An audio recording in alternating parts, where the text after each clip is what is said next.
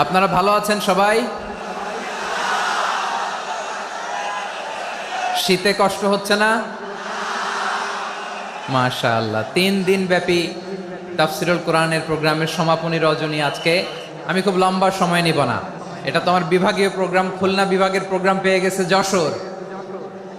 মাশাআল্লাহ। 9টা প্যান্ডেল আছে, এখানে ধাক্কাধাক্কির কোনো মানি হয় না। তোমরা ধাক্কাধাক্কি করবা, এই জন্য প্যান্ডেল করা হয় নাই 9টা। বসো, কোনো কথা নাই। অনেক আলোচনা হয়েছে 3 দিন ব্যাপী। দেশ বরেণ্য, প্রথিতযশা ওলামায়ে হজরতের মুখে আপনারা অসংখ্য কথা শুনেছেন। আমলের জন্য এগুলোই যথেষ্ট। নতুন করে আমার বলার কিছুর দরকার নাই। নতুন করে উপস্থাপনের মতো বলার মতো আমার কাছে কিছু নাইও। যা বলার 1500 বছর আগে আল্লাহ তাআলা উম্মাকে বলে দিয়েছেন, ঠিক কিনা? এমন কিতাব দান করেছে যে কিতাবে ভুল নাই। যতই পড়ি ততই শেখা যায়। বিয়ন্ডলেস, বাউন্ডলেস, বটমলেস, কুল কিনারা নাই, কুল কিনারাবিহীন সাগর। পড়েন সুবহানাল্লাহ। আসুন এখানে আসার বসার এই প্রোগ্রামে অংশগ্রহণ করার উদ্দেশ্যকে, নিয়তকে আমরা খালেস করে নেই। আজকে আমরা যা শুনবো শিখবো আমলের নিয়তে শুনবো, ঠিক কিনা বলেন? শেষ পর্যন্ত নীরবতা বজায় রাখবো। আমি উঠবো, আপনারা উঠবেন। এর আগে ওঠা যাবে না। স্কেডিউলে একটু চেঞ্জ এসেছে, এশার সালাত হয়নি। আমার আলোচনার পরপরই আজান হবে। এশার সালাতে আমরা জামাতে অংশগ্রহণ করে একসাথে বিদায় নেব ইনশাল্লাহ। বলেন, যে টপিকটি নিয়ে আমি আপনাদের সামনে আজকে কথা বলতে চাই, টপিকটি অনেক গুরুত্বপূর্ণ। টপিকটি হচ্ছে হিউম্যান রিসোর্স ডেভেলপমেন্ট, মানব সম্পদ উন্নয়ন। কারণ আল্লাহ তাআলা আমাদের যা দেখ আর না দেখ এটা দিছে। মানুষ আর মানুষ, 18 কোটি মানুষ, ঠিক কিনা? এই 18 কোটির জনসংখ্যার দেশে বসবাস করে আমরা খুশি না বেজার? খুশি হইতে হবে, বেজার হইেন না। জাপানের খবর জানেন? তাদের গ্রোথ রেট নিচের দিকে, উল্টো। জনসংখ্যা নাই, বাচ্চা নিলে, সন্তান নিলে গভর্নমেন্ট তাদের টাকা দেয়। আমাদেরকে আল্লাহ তাআলা দয়া করে মায়া করে এই সম্পদটা দিয়েছেন। এই মানব সম্পদকে যেন আমরা কাজে লাগাই ইনশাআল্লাহ। পড়েন সবাই। হিউম্যান রিসোর্স ডেভেলপমেন্ট অনেক জনগুরুত্বপূর্ণ বিষয়, খুব সেন্সিটিভ বিষয়। বুঝতে হবে যশোরের স্মার্ট ছেলেরা, এই যে আমি যাদেরকে দেখতে পাচ্ছি, all are the Gen Z of Jessore. যারা জেন জি, ওরা স্মার্ট, ওরা ইশারা ইঙ্গিতে কাজ করে। এই যে পুরো গদি উল্টায় দিছে, ঠিক কিনা? 24-এর ছাত্র নাগরিক অভ্যুত্থান আমাদের দেখিয়ে দিচ্ছে কিভাবে চোখের ইশারায় গদি উল্টে দিতে হয়। তো জেনজিদের নিয়ে বসেছি, ওরা তো স্মার্ট, ওরা ডিস্টার্ব করবে না। মেহরবানি করে আমার সাথে কানেক্ট করো, 1 to 1, brain to brain, eye to eye, eye contact করো আমার সাথে। তাকাও, কষ্ট হলো আমার দিকে তাকাও, আওয়াজ করা যাবে না, আমার দিকে তাকাও। প্রিয় ভাইয়েরা, হিউম্যান রিসোর্স ডেভেলপমেন্টের ব্যাপারে কিছু কথা বলবো। এই যে আমাদের বিশাল জনসংখ্যা, এই জনসংখ্যাকে কি করে জনসম্পদে রূপান্তরিত করা যায় এ ব্যাপারে কথা বলবো। আমি সূরাতু বনী ইসরাইলের 70 নম্বর আয়াত তেলাওয়াত করেছি। এই আয়াতের আলোকে কিছু কথা আমি আপনাদের সামনে বলবো। আল্লাহ তাআলা ইরশাদ করছেন, ওয়ালাকাদ কাররামনা বনী আদম ওয়া হামালনাহুম ফিল বাররি ওয়াল বাহরি ওয়া রাযাকনাহুম মিনাত তাইয়্যিবাত ওয়া ফাদ্দালনাহুম আলা কাসীরিম মিম্মান খালাকনা তাফদীলা। পড়েন আল্লাহু আকবার। রব্বুল আলামিন বলেন, ওয়ালাকাদ কাররামনা বনী আদম, আমি বনী আদমকে সম্মানিত করেছি, বনী আদমকে মর্যাদা দিয়েছি। ওয়া হামালনাহুম ফিল বাররি ওয়াল বাহর, বনী আদমকে জলে স্থলে, স্থলে এবং সমুদ্রে চলাচলের বাহন দিয়েছি। ওয়া রাযাকনাহুম মিনাত তাইয়্যিবাত, তাদেরকে পবিত্র রিজিকের বন্দোবস্ত করেছি। ওয়া ফাদ্দালনাহুম আলা কাসীরিম মিম্মান খালাকনা তাফদীলা, আর আমি আল্লাহ যাদেরকে সৃষ্টি করেছি তাদের মধ্য থেকে বনী আদমকে আমি শ্রেষ্ঠ বানিয়েছি। আমরা শ্রেষ্ঠ, আমরা আশরাফুল মাখলুকাত। আমরা কি? এই যে এমনি চিল্লাচিল্লি করে, জিজ্ঞেস করলে বলে না। আমরা আশরাফুল মাখলুকাত। আমরা কি? শ্রেষ্ঠ, সবার চেয়ে সেরা। আমাদের মতো করে আল্লাহ কাউকে বানায় নাই। দুই পায়ে ভর করে শির দ্বারা এরকম স্ট্যান্ড রেখে মাথা উঁচু করে দাঁড়াতে পারে এরকম কোন প্রাণী পৃথিবীতে আছে? এজন্য আল্লাহ বলেন ওয়ালাকাদ কাররামনা বানি আদম, আমি বনি আদমকে সম্মানিত করেছি, তাদেরকে আমি মর্যাদা দিয়েছি। তাদেরকে আমি যত মর্যাদা দিয়েছি আমার কোন সৃষ্টিকে এত মর্যাদা দেই নাই। পড়েন সুবহানাল্লাহ। I have dignified the status of the sons of Adam. আদমের সব সন্তানের মর্যাদা আমি বাড়িয়েছি। আল্লাহ এখানে বলেননি ওয়ালাকাদ কাররামনাল মুমিনিন, আমি মুমিনের মর্যাদা বাড়িয়েছি, বলেছেন? আল্লাহ এখানে বলেন নাই ওয়ালাকাদ কাররামনাল মুসলিমিন, আমি মুসলিমের মর্যাদা বাড়িয়েছি। আল্লাহ বলেছেন ওয়ালাকাদ কাররামনা বানি আদম, আমি বনি আদমের সম্মান বাড়িয়েছি, হোক সে মুমিন কিংবা কাফের, মুসলিম কিংবা মুশরিক, আস্তিক কিংবা নাস্তিক, আরব কিংবা অনারব, যেই হোক না কেন আদম সন্তান সবগুলার মর্যাদা বাড়ায় দিয়েছে কে? সবার মর্যাদা আল্লাহ বাড়িয়েছে। মানুষ হিসেবে মর্যাদা। বিশ্বনবী সাল্লাল্লাহু আলাইহি ওয়াসাল্লাম ইহুদির লাশ দেখে দাঁড়িয়ে গেলেন। কার লাশ? আমার যশোরের ভাইয়েরা আওয়াজ করে বলুন, কার লাশ? ইহুদির লাশ দেখে দাঁড়ায় গেলেন। সাহাবারা বললেন ইয়া রাসূলুল্লাহ, আপনি দাঁড়ালেন যে, এটা তো ইহুদির লাশ। বিশ্বনবী বললেন আওয়ালাইসাত নাফসান, এটা কি মানুষ নয়? এটা হোক ইহুদি হোক খ্রিস্টান, এটা তো মানুষ। আমি মানুষ দেখে দাঁড়িয়েছি। আই স্যালিউট দ্য হিউম্যানিটি, আমি মানবতাকে সম্মান করেছি। পড়েন সুবহানাল্লাহ। তাহলে এই জমিনে মানুষের মর্যাদা বেশি, হোক আস্তিক হোক নাস্তিক, হোক মুমিন কিংবা কাফের। আদমের সন্তান হলে মানুষ হলেই তার মর্যাদা বাড়িয়েছে কে? আমার কলিজার টুকরা যশোরের ভাইয়েরা, মানুষের মর্যাদা আল্লাহ এত বাড়িয়েছেন, মানুষ জীবিত থাকলেও যেমনি মর্যাদাবান, মরে গেলেও মর্যাদাবান। সুবহানাল্লাহ পড়েন। মানুষ মরে গেলে এই ডেড বডিটা কি হয়? পচে যায়, গলে যায়, মাটির সাথে মিশে যায়। তাই বলে আপনি ডেড বডির সাথে যাচ্ছে তাই করতে পারবেন না। পারবেন? কেউ যদি অন্যায় করে তাকে যদি আপনি শাস্তির আওতায় আনেন, যা মনে চায় করতে পারবেন না। তারা আগুন দিয়ে পোড়াতে পারবেন না, নাক কাটতে পারবেন না, কান কাটতে পারবেন না, অঙ্গ বিকৃতি করতে পারবেন না। কারণ মানব জাতির মর্যাদা স্বয়ং দিয়েছে কে? ডেড বডি পচে যাবে, গলে যাবে। তারপরে ইসলাম বলে না, খবরদার, এই মরা লাশটারও একটা মর্যাদা আছে না নাই? ইসলাম বলে এই লাশটা গলে যাবে, পচে যাবে, কিন্তু এটার অমর্যাদা করো না। কর্পূর দিয়ে, খেজুর পাতা দিয়ে এটাকে ওয়ার্ম ওয়াটার দিয়ে, গরম পানি দিয়ে ধৌত করো। সাদা শুভ্র ধবধবে কাপড় দিয়ে লাশটাকে তুমি কাভার করো। তারপরে খাটিয়ার মধ্যে লাশটাকে রেখে বিশাল একটা প্রোগ্রাম করো, একটা ফিউনারাল প্রোগ্রাম করো। ওই প্রোগ্রামের ডানে বায়ে পেছনে লাশটারে রাখলে হবে না, প্রোগ্রামের একেবারে সামনটাতে তুমি লাশটাকে রাখো। সুবহানাল্লাহ।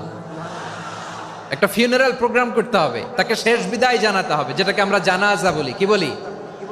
জানাজা মানে মাইয়েতের জন্য দোয়া, তার জন্য দোয়া করা হয়, তাকে একটা সিস্টেমেটিক অর্ডারে কবরে রাখা হয়, সুন্দরভাবে সেটাকে কবরস্থ করা হয়, মাটি দেয়া হয়, পানি দেয়া হয়। তার মানে মরে গেলেও মানুষের সম্মান বাড়ায় দিয়েছে কে? এজন্য আল্লাহ বললেন ওয়ালাকাদ কাররামনা বানি আদম, বনি আদমের সম্মান মর্যাদা আমি আল্লাহ বাড়িয়ে দিয়েছি। মানুষের সম্মানে তুমি কখনো আঘাত করো না, ঠিক কি না? তাহলে ভাই, প্রথম মেসেজ হচ্ছে the first and foremost message tonight to the people of জাসর। আল্লাহ বলেন I have dignified the status of son of Adam, আমি বনি আদম সবার মর্যাদা বাড়িয়ে দিয়েছি। হোক আস্তিক নাস্তিক, হোক কাফের কিংবা মুশরিক, তার মর্যাদা বাড়াই দিছে কে? যখন বন্যা হয় আমরা ত্রাণ নিয়ে যাই, আমরা শুধু মুসলমানদেরকে ত্রাণ দেই নাকি? হ্যাঁ, আমরা মুসলমানকেও দেই, অমুসলমানকেও দেই, হিন্দুকেও দেই, বৌদ্ধকেও দেই। যেখানেই মানবতা বিপন্ন সেখানে ইসলামের হেল্পিং হ্যান্ড আছে না নাই? সুবহানাল্লাহ। কি দিন আমরা পেয়েছি, কি বিধান আমরা পেয়েছি। ওয়ালাকাদ কাররামনা বানি আদম, আমি বনি আদমকে সম্মানিত করেছি। এরপর আল্লাহ বললেন ওয়া হামালনাহুম ফিল বাররি ওয়াল বাহর, মানুষকে স্থলে এবং সমুদ্রে চলাচলের বাহন আমি দিয়েছি। স্থলে কিভাবে চলবে, জলে কিভাবে চলবে, এই বাহনের ব্যবস্থা করেছে কে? এই জেনজি, এই স্যামড়া, ইরাম করতেছো কিসের জন্য? হ্যাঁ, ইরাম করলে চলবি? হ্যাঁ, বস বস বস বস। আওয়াজ করতেছো কেন? দিবানা কথা বলতে দিবানা আমাকে? তো এইটা বুঝি তোমাদের ভালোবাসার নমুনা? তোমাদের ভালোবাসার কারণে যদি আমি কোথাও দাঁড়াতেই না পারি, কোথাও বসতে না পারি, কোথাও দুটা কথা বলতে না পারি, এই ভালোবাসা দিয়ে কি হবে আমার? বরং ঘামতে ঘামতে ঘর্মাক্ত হব, রক্তাক্ত হব, কিন্তু সেন্ট্রালি যে ইনস্ট্রাকশন আসবে সেই ইনস্ট্রাকশনের এক চুল আমরা ডানে বায়ে যাব না। এইটা গণজাগরণের জন্য এইটা দরকার, ইসলামী বিপ্লবের জন্য এইটা দরকার। তো আধা ঘন্টা ধরে যদি তোমাদেরকে থামানোই না যায়, এই লস্কর দিয়ে আমি কি করব? আল্লাহর ওয়াস্তে নো নো নো স্লোগান, চুপচাপ একেবারে আমার দিকে তাকাও। আল্লাহ বললেন ওয়া হামালনাহুম ফিল বাররি ওয়াল বাহার, জলে স্থলে আমি চলাচলের যানবাহনের ব্যবস্থা করেছি। আমরা স্থলে ঘোড়ার উপরে চড়ি, উটের উপরে চড়ি, গাড়ির উপরে চড়ি। এই যে গাড়ির ইঞ্জিন বানাইছি আমরা, এটার মেধা দিয়েছে কে? আবার সাগরের মধ্যে আমরা নৌযান, জলযান, বড় বড় জাহাজ দিয়ে এক মহাদেশ থেকে আরেক মহাদেশ যাই, এক দেশ থেকে মালামালগুলো আরেক দেশে পাঠাই। সাগরের ভেতরে নৌকাগুলোরে ধরে রাখলো কে? والفلك التي تجري في البحر بما ينفع الناس, মানুষের উপকার আছে এরকম সরঞ্জামাদি নিয়ে সাগরের উপরে বিশাল বিশাল জলযানগুলো চলে। এগুলো ডুবে যায় না, কাত হয়ে যায় না, পড়ে যায় না। এগুলোকে স্থিতিস্থাপকতাকে ঠিক করে রাখলো কে? আপনারা জাহাজ দেখেছেন? জাহাজ, হ্যাঁ, বাড়ি চট্টগ্রাম হইলে দেখতে পারতেন। দেখছেন? বিশাল বিশাল জাহাজ, বিশাল জাহাজ মালামাল নিয়ে এক মহাদেশ থেকে আরেক মহাদেশে যায়। গত মাসে আমার জাপান সফর ছিল। এই যে বাংলাদেশে যে গাড়িগুলো চালান, বেশিরভাগ গাড়ি আসে কিন্তু জাপান থেকে। হাজার হাজার গাড়ি একটা জাহাজ বহন করতে পারে, হাজার হাজার গাড়ি। এটারে সাগরের মধ্যে ভাসাইলো কে? সবাই বলুন, ভাসালো কে? হাজার হাজার গাড়ি নিয়ে জাপানিজ গাড়িগুলো আমাদের চট্টগ্রামের এয়ারপোর্টের বন্দরে ভিড়ে। যুক্তরাষ্ট্রে আমি দেখেছি বিশাল বিশাল জাহাজ। আপনারা টাইটানিক জাহাজের নাম শুনেছেন? টাইটানিকেরও 8 গুণ 10 গুণ বড়। সুবহানাল্লাহ কইবেন না? টাইটানিক জাহাজের 8 গুণ 10 গুণ বড় একটা জাহাজ আছে, আইকন অফ দ্য সি। আমি দেখে এসেছি। রয়্যাল ক্যারিবিয়ান দেখে এসেছি। সাগরের সামনে জেটিতে যখন দাঁড়ালাম, জাহাজটা যখন যায়, আমার মনে হচ্ছে একটা শহর, গোটা শহর, the entire city is floating on the water. পুরো একটা শহর মনে হয় পানির উপর দিয়ে ভেসে যাচ্ছে। পড়েন সুবহানাল্লাহ। এই যে আইকন অফ দ্য সি, এই ক্রুজ, এই জাহাজটা, এটার ভিতরে স্টেডিয়াম আছে। কিসের ভিতরে স্টেডিয়াম? কথা বুঝে নাই বোধহয়। স্টেডিয়াম কিসের ভিতর? সুইমিং পুল আছে, শপিং মল আছে, রেস্টুরেন্ট আছে, ক্লাব আছে, 3000 4000 রুম বিশিষ্ট, কক্ষ বিশিষ্ট হোটেল আছে। এই সবগুলোর নিয়ে এগুলো চলে সাগরের এই দোলার মধ্যে, জলোচ্ছ্বাসের মধ্যে। এই সাগরের ভেতরে এই জাহাজগুলোর ভাষায় রাখছে কে? সূরাতুর রহমান আল্লাহ তাআলা বললেন ওয়ালাহুল জাওয়ারিল মুনশাআতু ফিল বাহরি কাল আ'লাম ফাবিআইয়ি আলা, সবাই পড়েন ফাবিআইয়ি আলাই রাব্বিকুমা তুকাযযিবান। পাহাড় সম বড় বড় জাহাজগুলো মাল বোঝাই করে সাগরের মধ্যে ভেসে বেড়ায়। এগুলো দিয়ে মালামাল বহন করা যায়, মানুষরা এক দেশ থেকে আরেক দেশে যায়। এই জাহাজগুলোরে সাগরের ভেতরে ভাসায় রাখলো কে? এই আয়াতের ভেতরে আল্লাহ তাআলা সূরাত বনী ইসরাঈলের এই চমৎকার আয়াতের ভেতরে আল্লাহ তাআলা বেসিকলি মানব জাতির প্রতি তার 4টি স্পেশাল অনুগ্রহের কথা বলেছেন। কয়টি? 2টা বলে ফেলছি। 1 নাম্বার ওয়ালাকাদ কাররামনা বনী আদম, আমি বনী আদমের সম্মান বাড়াইছি। নাকি মুসলমানদের? নাকি মুসল্লিদের? কার সম্মান বাড়িয়েছি? বনী আদমের। তাহলে human dignity, the first part of the verse talks about the human dignity.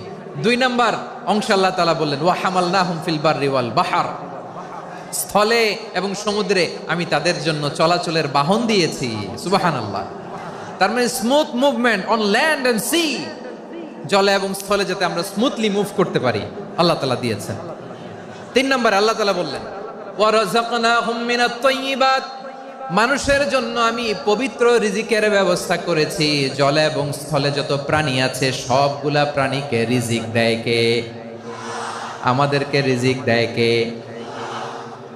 সাগরের মাছগুলোকে, বড় বড় তিমি মাছগুলোরে রিজিক দেয় কে?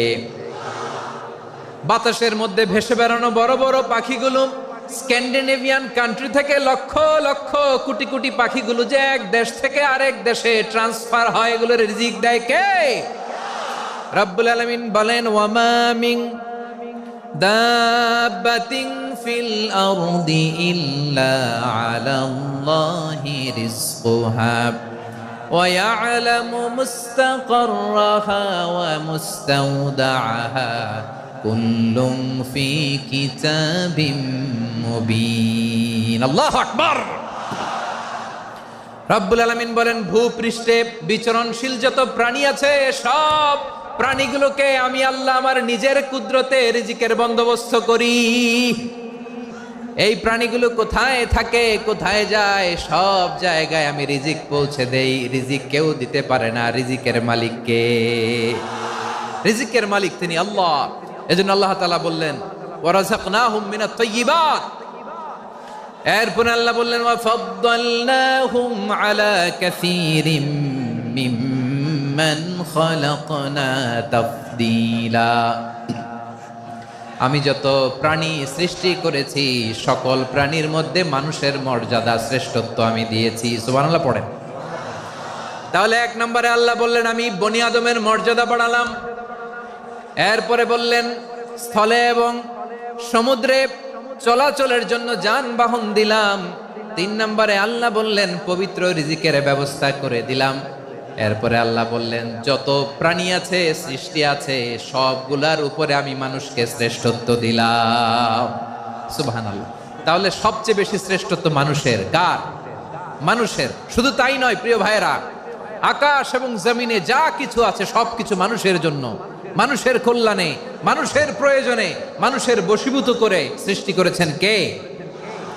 রব্বুল আলামিন বলেন, হুয়াল্লাযী খালাকা লাকুম মা ফিল আরদি জামিআ। এই জমিনের মধ্যে যা কিছু আমি আল্লাহ সৃষ্টি করেছি সব কিছু আমি মানুষের জন্য সৃষ্টি করেছি। পড়েন সুবহানাল্লাহ। হুয়াল্লাযী খালাকা লাকুম মা ফিল আরদি জামিআ। যা আছে সব আমাদের জন্য, সব আমাদেরকে সার্ভিস দেওয়ার জন্য, আমাদের উপকারের জন্য, আমাদের কল্যাণের জন্য। আওয়াজ করে সবাই পড়ুন আল্লাহু আকবার। অন্য আয়াতে আল্লাহ বললেন, ওয়াসাখখারা লাকুম মা ফিস সামাওয়াতি ওয়া মা ফিল আরদি জামিআম মিন ইন্না ফি যালিকা লাআয়াতিন লিকাউমি ইয়াতাফাক্কারুন। প্রথম আয়াতে আল্লাহ বললেন জমিনে যা আছে সব তোমাদের কল্যাণে আমি সৃষ্টি করলাম। এরপরে আল্লাহ বললেন আকাশেও যা আছে সব তোমাদের জন্য সৃষ্টি করলাম, তোমাদের অনুগত বানায় দিলাম। পড়েন সুবহানাল্লাহ। মানুষের কি ব্রেইন দেখেন, মানুষ জমিন ছেড়ে আকাশে চলে যায়। পাখি দেখে মানুষের শখ হলো পাখি যেহেতু উঠতে পারে আমরাও পারবো। অরবিল রাইট, উইলবার রাইট, 2 ভাই মিলে আঁকাঝোঁকা করতে করতে করতে করতে প্লেন বানায় ফেললো। কোন সুবহানাল্লাহ। এখন পাখিও ওরে, আমরাও ওরি। এরপরেই মানুষের কৌতূহল থামে না এখানে। মানুষ চলে গিয়েছে চাঁদে। কোথায় গেছে? এখন কিন্তু চাঁদে জমি বিক্রি হয় জানেন। পৃথিবী নিয়ে মারামারি শেষ। রাশিয়া আমেরিকা এখন ধরছে চাঁদ আর মঙ্গল গ্রহ। এখন চাঁদে জমি বিক্রি হয়, মঙ্গলে জমি বিক্রি হয়। এই চাঁদ, মঙ্গল, বৃহস্পতি, শনি সব আল্লাহ তাআলা আমাদের জন্য বানিয়েছেন। সুবহানাল্লাহ পড়েন। মানুষ সাগরের উপরে চড়ে, শূন্যে ভেসে বেড়ায়, পাহাড় কেটে সুড়ঙ্গ বানায়, টানেল বানায়। মানুষ ব্রডব্যান্ডের লাইন নিয়ে যায় সাগরের ভেতর দিয়ে, এক দেশ থেকে আরেক দেশে, এক মহাদেশ থেকে আরেক মহাদেশে। সুবহানাল্লাহ পড়েন। তার মানে গোটা বিশ্বের সব কিছুর উপরে control, superiority over all creatures, সব কিছুর উপর কন্ট্রোল, মনিটরিং, নিয়ন্ত্রণ, এটা প্রতিষ্ঠা করে দিয়েছে কে? এজন্যই মানুষের শ্রেষ্ঠত্ব। ওয়ালাকাদ কাররামনা বানি আদম, আমি বনি আদমের সম্মান বাড়িয়েছি। মর্যাদা আমি বাড়িয়ে দিয়েছি এই কারণে, কারণ মানুষ সবকিছুর উপর নিয়ন্ত্রণ নিতে পারে। মানুষকে নিয়ে এই কোরআনের সব আলোচনা, মানুষকে নিয়ে এই কোরআনের সব। তাই কোরআনের কেন্দ্রীয় আলোচ্য বিষয় হচ্ছে মানুষ। কোরআনের কেন্দ্রীয় আলোচ্য বিষয় কি? যশোরের ভাইয়েরা বুঝে থাকলে সবাই বলবেন, কোরআনের কেন্দ্রীয় আলোচ্য বিষয় কি? এই যে আমি মূল আলোচনায় যাচ্ছি এখন। কেন মানুষ কোরআনের কেন্দ্রীয় আলোচ্য বিষয়? এই যে ভাইয়েরা, এই যে হাত জোর করে, এই যে Jessore Gen Z, the smart people of Jessore, হাত জোর করে বলতেছে, হাত জোর করে তোদের কাছে আল্লাহর দোহাই লাগে, স্টপ স্টপ। শুরুতে একবার বলেছে জায়গা না হলে আস্তে আস্তে ধাক্কা দিবা, সামনে না পিছনে, দিয়ে দিয়ে বেরোয় চলে যাও। এলইডিতে দেখো, এই যে আল্লাহর ওয়াস্তে জায়গা না হলে ওদিকে যাও। কোরআনের মাহফিলে বিশৃঙ্খলা, এটা কাফিরদের আলামত। কাফিররা শীষ দিত, শীষ। বিশ্বনবী কোরআনের তাফসির করলে কাফিররা শীষ দিত আর ক্ল্যাপিং করত, হুইসেল এন্ড ক্ল্যাপিং। তো আমরা কি এখানে বিশৃঙ্খলা করতে আসছি? তো বারবার থামানো লাগে কেন? কোনো আওয়াজ হবে না, বললাম তো, স্টপ। আওয়াজ করে বলুন, কোরআনের কেন্দ্রীয় আলোচ্য বিষয় কি? সবাই বলেননি। এতগুলো মানুষ উত্তর দিলে এতটুকু আওয়াজ হয়, অন্তত আমি বিশ্বাস করি না। যশোর, আওয়াজ করে বলো, কোরআনের কেন্দ্রীয় আলোচ্য বিষয় কি? মানুষ। এই মানুষ কোরআনের কেন্দ্রীয় আলোচ্য বিষয়। মানুষকে আল্লাহ স্বাধীনতা দিয়েছেন, ফামান শাআ ফালইউমিন ওয়া মান শাআ ফালইয়াকফুর। চাইলে মুমিন হতে পারো, চাইলে কাফের হতে পারো, তোমার ইচ্ছা। তবে জেনে রাখো, মুমিন হলে পাবা জান্নাত, কাফির হলে পাবা জাহান্নাম। নাও দ্য ডিসিশন ইজ ইয়ার্স। সিদ্ধান্ত তোমার, জান্নাতে যাবা না জাহান্নামে যাবা। যশোরের ভাইয়েরা আওয়াজ করে বলুন, কই যেতে চান, জান্নাতে না জাহান্নামে? ডান দিকে না বাম দিকে? ডানপন্থী না বামপন্থী? চিল্লা চিল্লি না চুপচাপ? চুপচাপ কয়ে আবার চিল্লাচিল্লি শুরু করে দিয়েছে। মাশাআল্লাহ। তাহলে কোরআনের কেন্দ্রীয় আলোচ্য বিষয় মানুষ। আমার সাথে থাকতে হবে, তোমাদেরকে নিয়ে আমি আলোচনা শেষ পর্যন্ত যাব। অনেক গুরুত্বপূর্ণ কথা বাকি আছে, আমাকে সহযোগিতা করতে হবে। মাশাআল্লাহ, এই তো ঠান্ডা হয়েছে। হ্যাঁ, ঠিক আছে ঠিক আছে ঠিক আছে। মানুষকে আল্লাহ এত স্বাধীনতা দিয়েছেন, মানুষ চাইলে অনেক ভালো হইতে পারে। ভালোর রাস্তাও খোলা, খারাপ হওয়ার রাস্তাও খোলা। ভালো হইলে মানুষ অনেক ভালো, খারাপ হইলে অনেক খারাপ। ভালো হইলে সবচেয়ে ভালো, খারাপ হইলে সবচেয়ে খারাপ।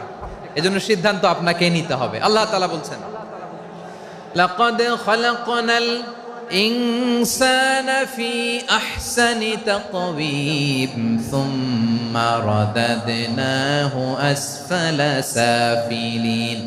আমি মানুষকে অনেক সুন্দর অবয়বে, সুন্দর আকৃতিতে সৃষ্টি করেছি। তার শুধু চেহারার ডিজাইনটাই সুন্দর নয়, তার ব্রেনটা বড্ড সুন্দর, তার মানসিকতা বড্ড সুন্দর, তার সৃজনশীলতা বড্ড সুন্দর। পড়েন সুবহানাল্লাহ। আমাদের চেহারা, অবয়ব, ডিজাইন যে সুন্দর তা না, আমাদের ব্রেনটা অনেক সফিস্টিকেটেড ব্রেন, অনেক সফিস্টিকেটেড। এই 1.5 কেজি ব্রেন ইউজ করে মানুষ গোটা বিশ্বে সভ্যতা বিনির্মাণ করেছে, ঠিক কিনা? এই ব্রেন আল্লাহ তাআলা আমাকে দিয়েছে।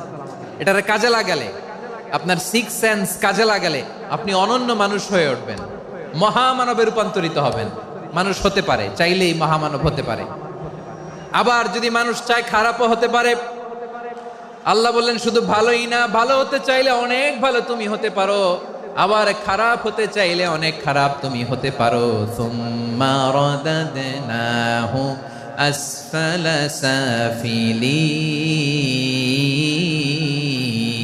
সাফিলিন। খারাপ হলে একেবারে খারাপ হতে পারো, নিকৃষ্ট হলে একেবারে নিকৃষ্ট হতে পারো, ভালো হলেও ভালো হতে পারো। কোন সুবহানাল্লাহ। এবার আওয়াজ করে বলুন, ভালো হতে চাই না খারাপ? শ্রেষ্ঠ না নিকৃষ্ট? মানুষ ভালো হলে মানুষ ফেরেশতার চেয়েও ভালো, মানুষ খারাপ হলে সে পশুর চেয়েও খারাপ। কথা ঠিক কিনা বলেন? ভালো হলে ফেরেশতার চেয়েও ভালো, খারাপ হলে পশুর চেয়েও নিকৃষ্ট। তার মানে শ্রেষ্ঠত্বে মানুষ, শ্রেষ্ঠত্বে ফেরেশতাকে হার মানায়, আর অধপতনে শ্রেষ্ঠত্বে ফেরেশতাকে ছাড়িয়ে যায়, আর অধপতনে পশুকেও হার মানায়।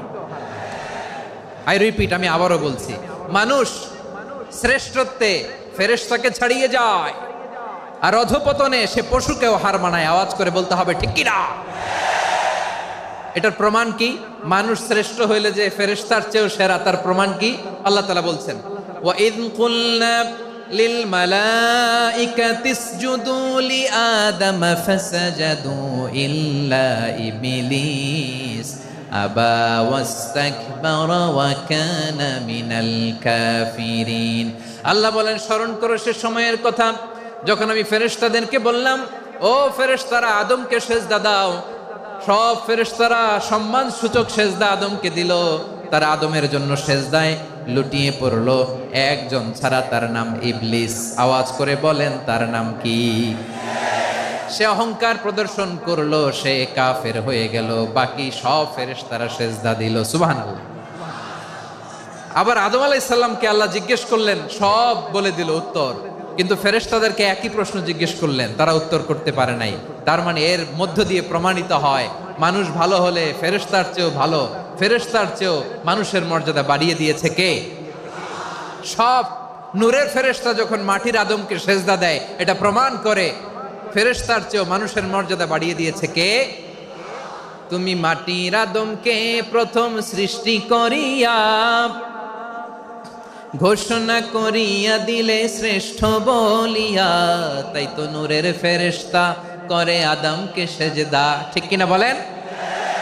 তাই তো নূরের ফেরেশতা করে আদমকে সেজদা, সবার চেয়ে সম্মান দিলে মাটির আদমকে।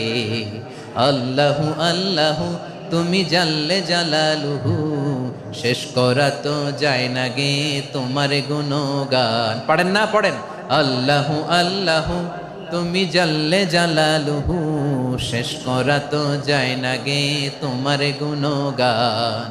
আল্লাহু আল্লাহু, আল্লাহু আকবার। আদমের মর্যাদা বেশি, মানুষের মর্যাদা বেশি, মানুষ শ্রেষ্ঠ তার প্রমাণ নূরের ফেরেশতা মাটির আদমকে সেজদা করে। আওয়াজ করে বলেন ঠিক কি না?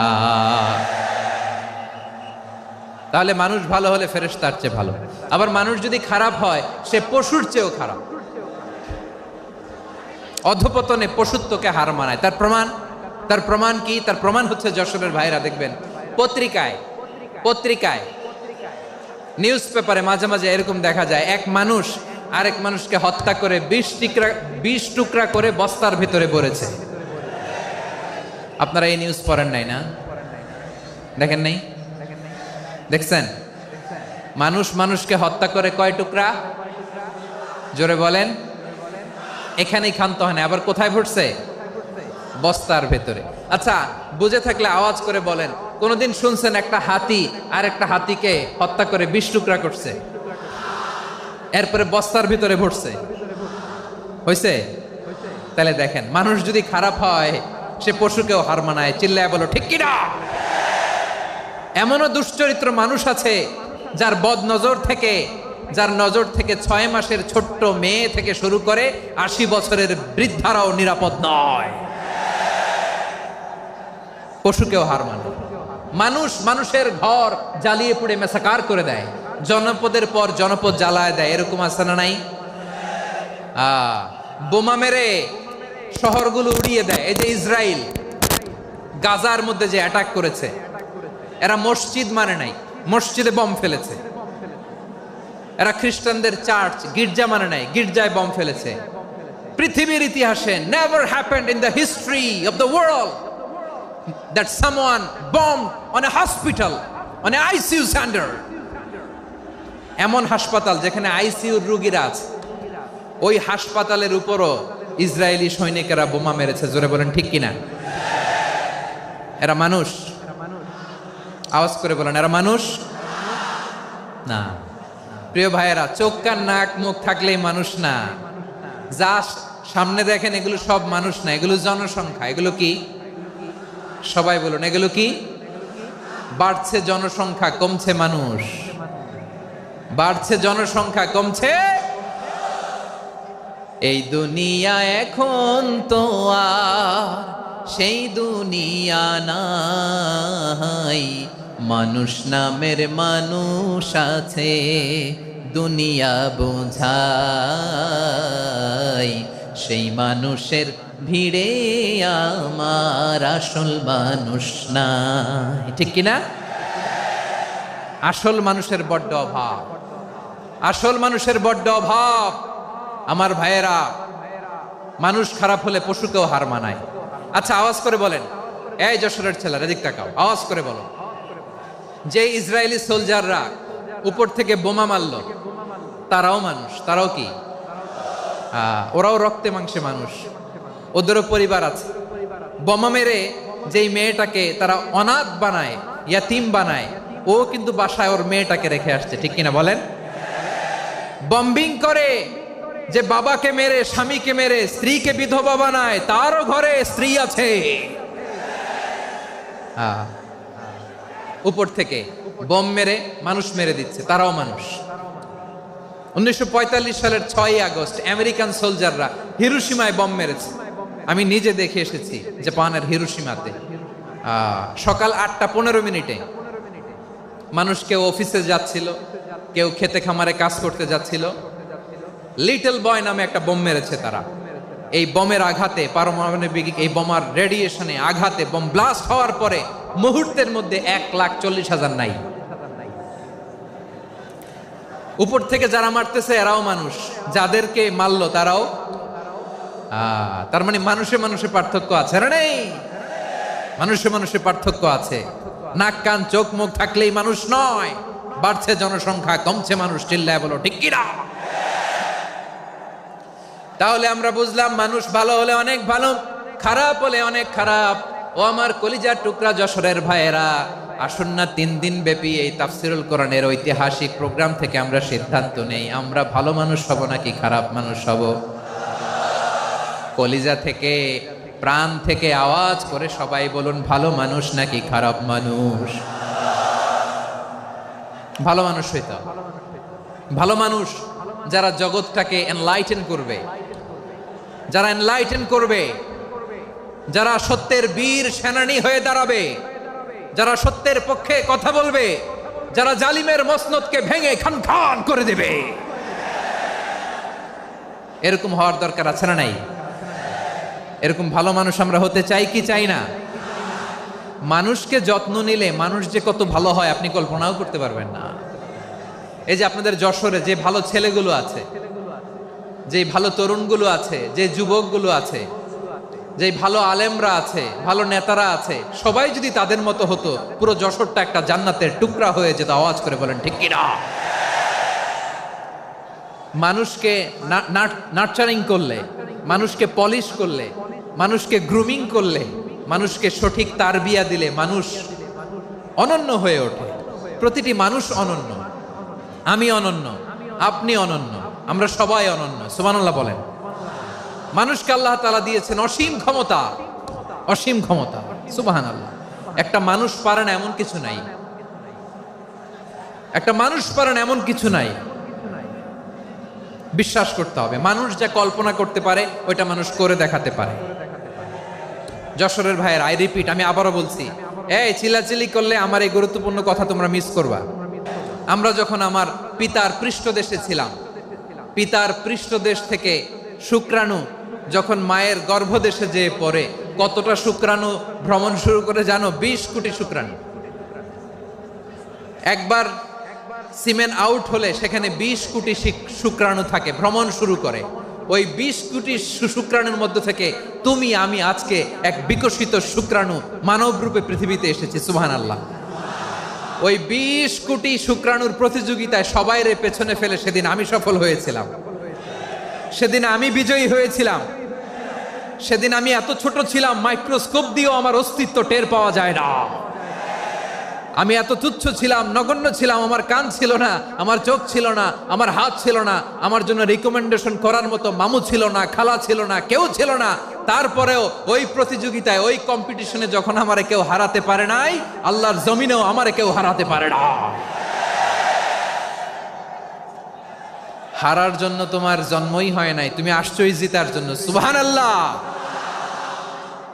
বিশ্বনবী বলেন, আন্নাসু মাআদিন কামাআদিনি যাহাবি ওয়াল ফিদ্দা খিয়ারুহুম ফিল জাহিলিয়াতি খিয়ারুহুম ফিল ইসলাম।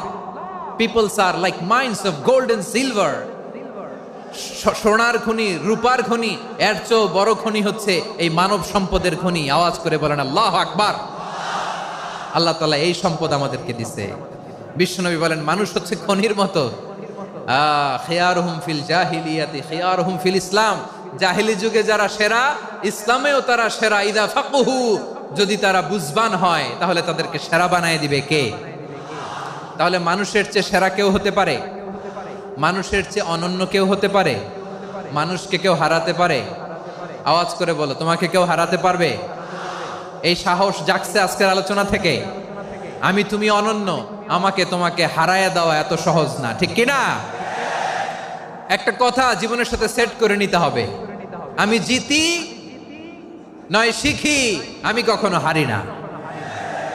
জীবনের সাথে সেট করে নাও, জেনজি অফ জেসর, আমি কখনো হারি না, আমি হয় জিতি নয় শিখি। চিল্লায় বলো ঠিক কিনা?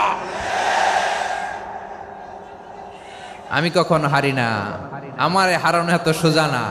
কি সাহস জাগছে? বুকে সাহস জাগছে? তাকবীর পড়ো, লিল্লাহে তাকবীর। তাহলে বিশ্বনবী বললেন নাসু মাআদিন, মানুষ হচ্ছে খনি। এই ধাক্কা ধাক্কি আমি জানি এগুলো ভালোবাসার ধাক্কা ধাক্কি, এজন্য আমি সহ্য করে নেই। এগুলো যে ভালোবাসার ধাক্কা ধাক্কি এটা আমরা বুঝি। পৃথিবীর কোন আইন, সিকিউরিটি প্রটোকল দিয়ে এটারে মানানো যাবে না, কারণ এটা তো ভালোবাসা, লাভ। লাভ কোনো আইন কানুন দিয়ে বাধা যায় না, মানানো যায় না, ঠিক কিনা বলো?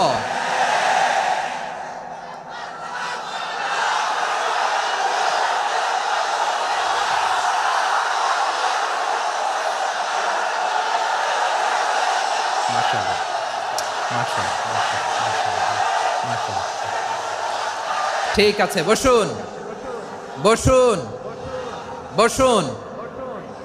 আল নাসু মাআদিন, মানুষ হচ্ছে খনি। এই খনির যত্ন নিতে হবে।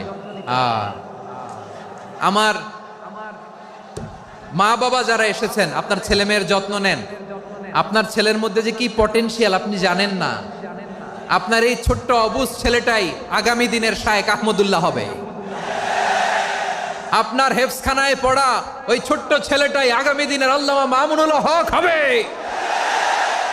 আপনার ওই ছেলেটা আমির হামজা হবে, আব্দুল হাই সাইফুল্লাহ হবে। এভাবে বড় বড় আলেম হবে, তারা যুগশ্রেষ্ঠ আলেম হবে। সেই একদিন এই বাংলাদেশের পার্লামেন্টে যে বক্তব্য দিয়ে যশোরের পক্ষে কথা বলবে। আপনি জানেন না, কাউকে ছোট করবেন না আপনি, ওর কনফিডেন্স আপনি কমাবেন না, আপনি কমাতে পারেন না। প্যান্ডেলে আমার যে মা বোনেরা আছেন, ছেলে মেয়েদেরকে কখনো ছোট করে কথা বলবেন না। ও যে কোথায় যাবে আপনি জানেন না, আপনি মা হয়ে তাকে সাহস দিবেন, তার কল্পনার জগৎটাকে সাজাতে তাকে উৎসাহিত করবেন, ঠিক কিনা বলেন? আর আমার প্যান্ডেলের আমার প্রিয় শ্রদ্ধাশীলা মায়েরা বোনেরা, আপনারা তো আরো দামি সম্পদ। বিশ্বনবী বলেন আর দুনিয়া কুল্লুহা মাতা। আল্লাহ আল্লাহ আল্লাহ, বিশ্বনবীর কথার ওজন দেখেন। আর দুনিয়া কুল্লুহা মাতা ওয়া খায়রু মাতা'আদ দুনিয়াল মারআতুস সালিহা। বিশ্বনবী বলেন দুনিয়ায় যা দেখো সব আল্লাহর দেওয়া অ্যাসেট, মানে সম্পদ। আর এত অ্যাসেটের ভিড়ে সবচেয়ে শ্রেষ্ঠ সম্পদ হচ্ছে নেককার নারী। সুবহানাল্লাহ। ভাইয়েরা বোনের সাথে খারাপ আচরণ করো না, সন্তান মায়ের সাথে খারাপ আচরণ করো না। আমাদের মায়েরা আমাদের asset, they are our priceless asset. কারণ এই মায়েদের পেটে এসেছে আল্লাহর ওলিরা, এই মায়েদের পেটে এসেছে খান জাহান আলী, এই মায়ের পেটে এসেছে শাহজালাল ইয়ামানি, এই মায়ের পেটে এসেছে আল্লাহর সব নবীরা। নাকি নবীরা আকাশ থেকে ধপ করে জমিনে নেমে আসছে? মায়ের পেটে আসছে। এই মায়ের পেটগুলো খনি। আমার সম্মানিতা মায়েরা বোনেরা, নিজেকে ইসলাম দিয়ে সাজান, নিজেকে ইসলাম দিয়ে সাজান, নিজেকে পবিত্র রাখুন, নিজের আব্রু ইমান ইজ্জতের হেফাজত করুন, কোরআন পড়ুন, সুন্নাহ পড়ুন। আপনি জানেন না আপনার গর্ভে কে আসছে, কোন ক্ষণজন্মা পুরুষকে আল্লাহ তাআলা আপনার গর্ভে পাঠাবে আপনি জানেন না। মায়েরা নিজেদেরকে পবিত্র রাখুন, ইসলাম চর্চা করুন, কোরআন চর্চা করুন, নৈতিকতা দিয়ে নিজেকে সাজান। যশোরের জেনজি নিজেদেরকে প্রস্তুত রাখো আগামীর বাংলাদেশের জন্য। নৈতিকতা, মোরালিটি, ভ্যালিউজ দিয়ে নিজেকে সাজাও, ইসলাম দিয়ে নিজেকে সাজাও, কারণ আগামীর বাংলাদেশ ইসলামের বাংলাদেশ। বাংলাদেশের আসল পরিচয় ইসলাম। বাংলাদেশের আসল পরিচয় কি? সবাই বলে না। বাংলাদেশের আসল পরিচয় কি? এই ইসলাম নিয়ে আমরা সংসদ ভবন সাজাবো, রাজি আছি না নাই? শেকড় ভুলে যাওয়া যাবে না। আমরা ধাপে ধাপে শারিয়া আইনের দিকে যাব ইনশাআল্লাহ, কিন্তু জঙ্গিবাদ দিয়ে নয়, কট্টরপন্থা দিয়ে নয়। আমরা ইন্টেলেকচুয়ালি, গ্রাজুয়ালি, ধাপে ধাপে শারিয়া আইনের দিকে মুভ করব ইনশাআল্লাহ। বলো লিল্লাহি তাকবীর। এদেশের আসল পরিচয় সবাই বলে না, আওয়াজ করে, এদেশের আসল পরিচয়। এদেশে আজান শুনে সূর্য ওঠে শহর গ্রামে, এদেশে আজান শুনে সূর্য ডুবে সন্ধ্যা নামে, এদেশে সকল কাজে সবাই বলে বিসমিল্লাহ, এদেশে ভালো কিছু দেখে শুনে হাসি মুখে সবাই বলে মাশা আল্লাহ, সুবহানাল্লাহ সুবহানাল্লাহ সুবহানাল্লাহ সুবহানাল্লাহ সুবহানাল্লাহ সুবহানাল্লাহ সুবহানাল্লাহ সুবহানাল্লাহ। ও নবীন তরুণ, তোমার কিসের এত ভয়? জেনে রেখো বাংলাদেশের আসল পরিচয়। বাংলাদেশের আসল পরিচয় ইসলাম। আওয়াজ তুলে বলো, আসল পরিচয় কি? এদেশে পরস্পরে দেখা হলে দেয় সালাম, এদেশে আমজনতার হৃদয় জুড়ে পাক্কালাম, ঠিক কি না? এদেশে বিপদ এলে সর্বজনে সর্বক্ষণে দোয়া পড়ে ইন্না লিল্লাহ সুবহানাল্লাহ সুবহানাল্লাহ সুবহানাল্লাহ সুবহানাল্লাহ।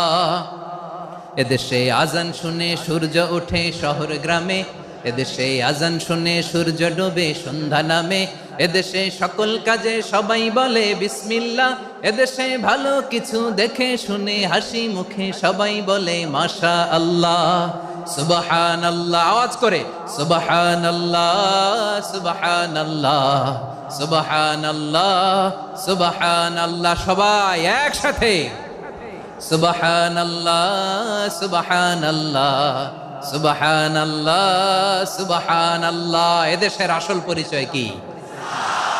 আওয়াজ করে বলতে ভয় লাগে। এদেশের আসল পরিচয় কি? ইসলাম দিয়ে আমাদের সংসদ ভবন চলুক, আমরা চাই কি চাই না? বঙ্গভবনে লা ইলাহা ইল্লাল্লাহর পতাকা উড়ুক, আমরা চাই কি চাই না? প্রতিটি জেলা অফিসে, ডিসি অফিসে লা ইলাহার পতাকা ঝুলুক, আমরা চাই কি চাই না? কারা কারা চাই হাত তুলে আল্লাহরে দেখায়।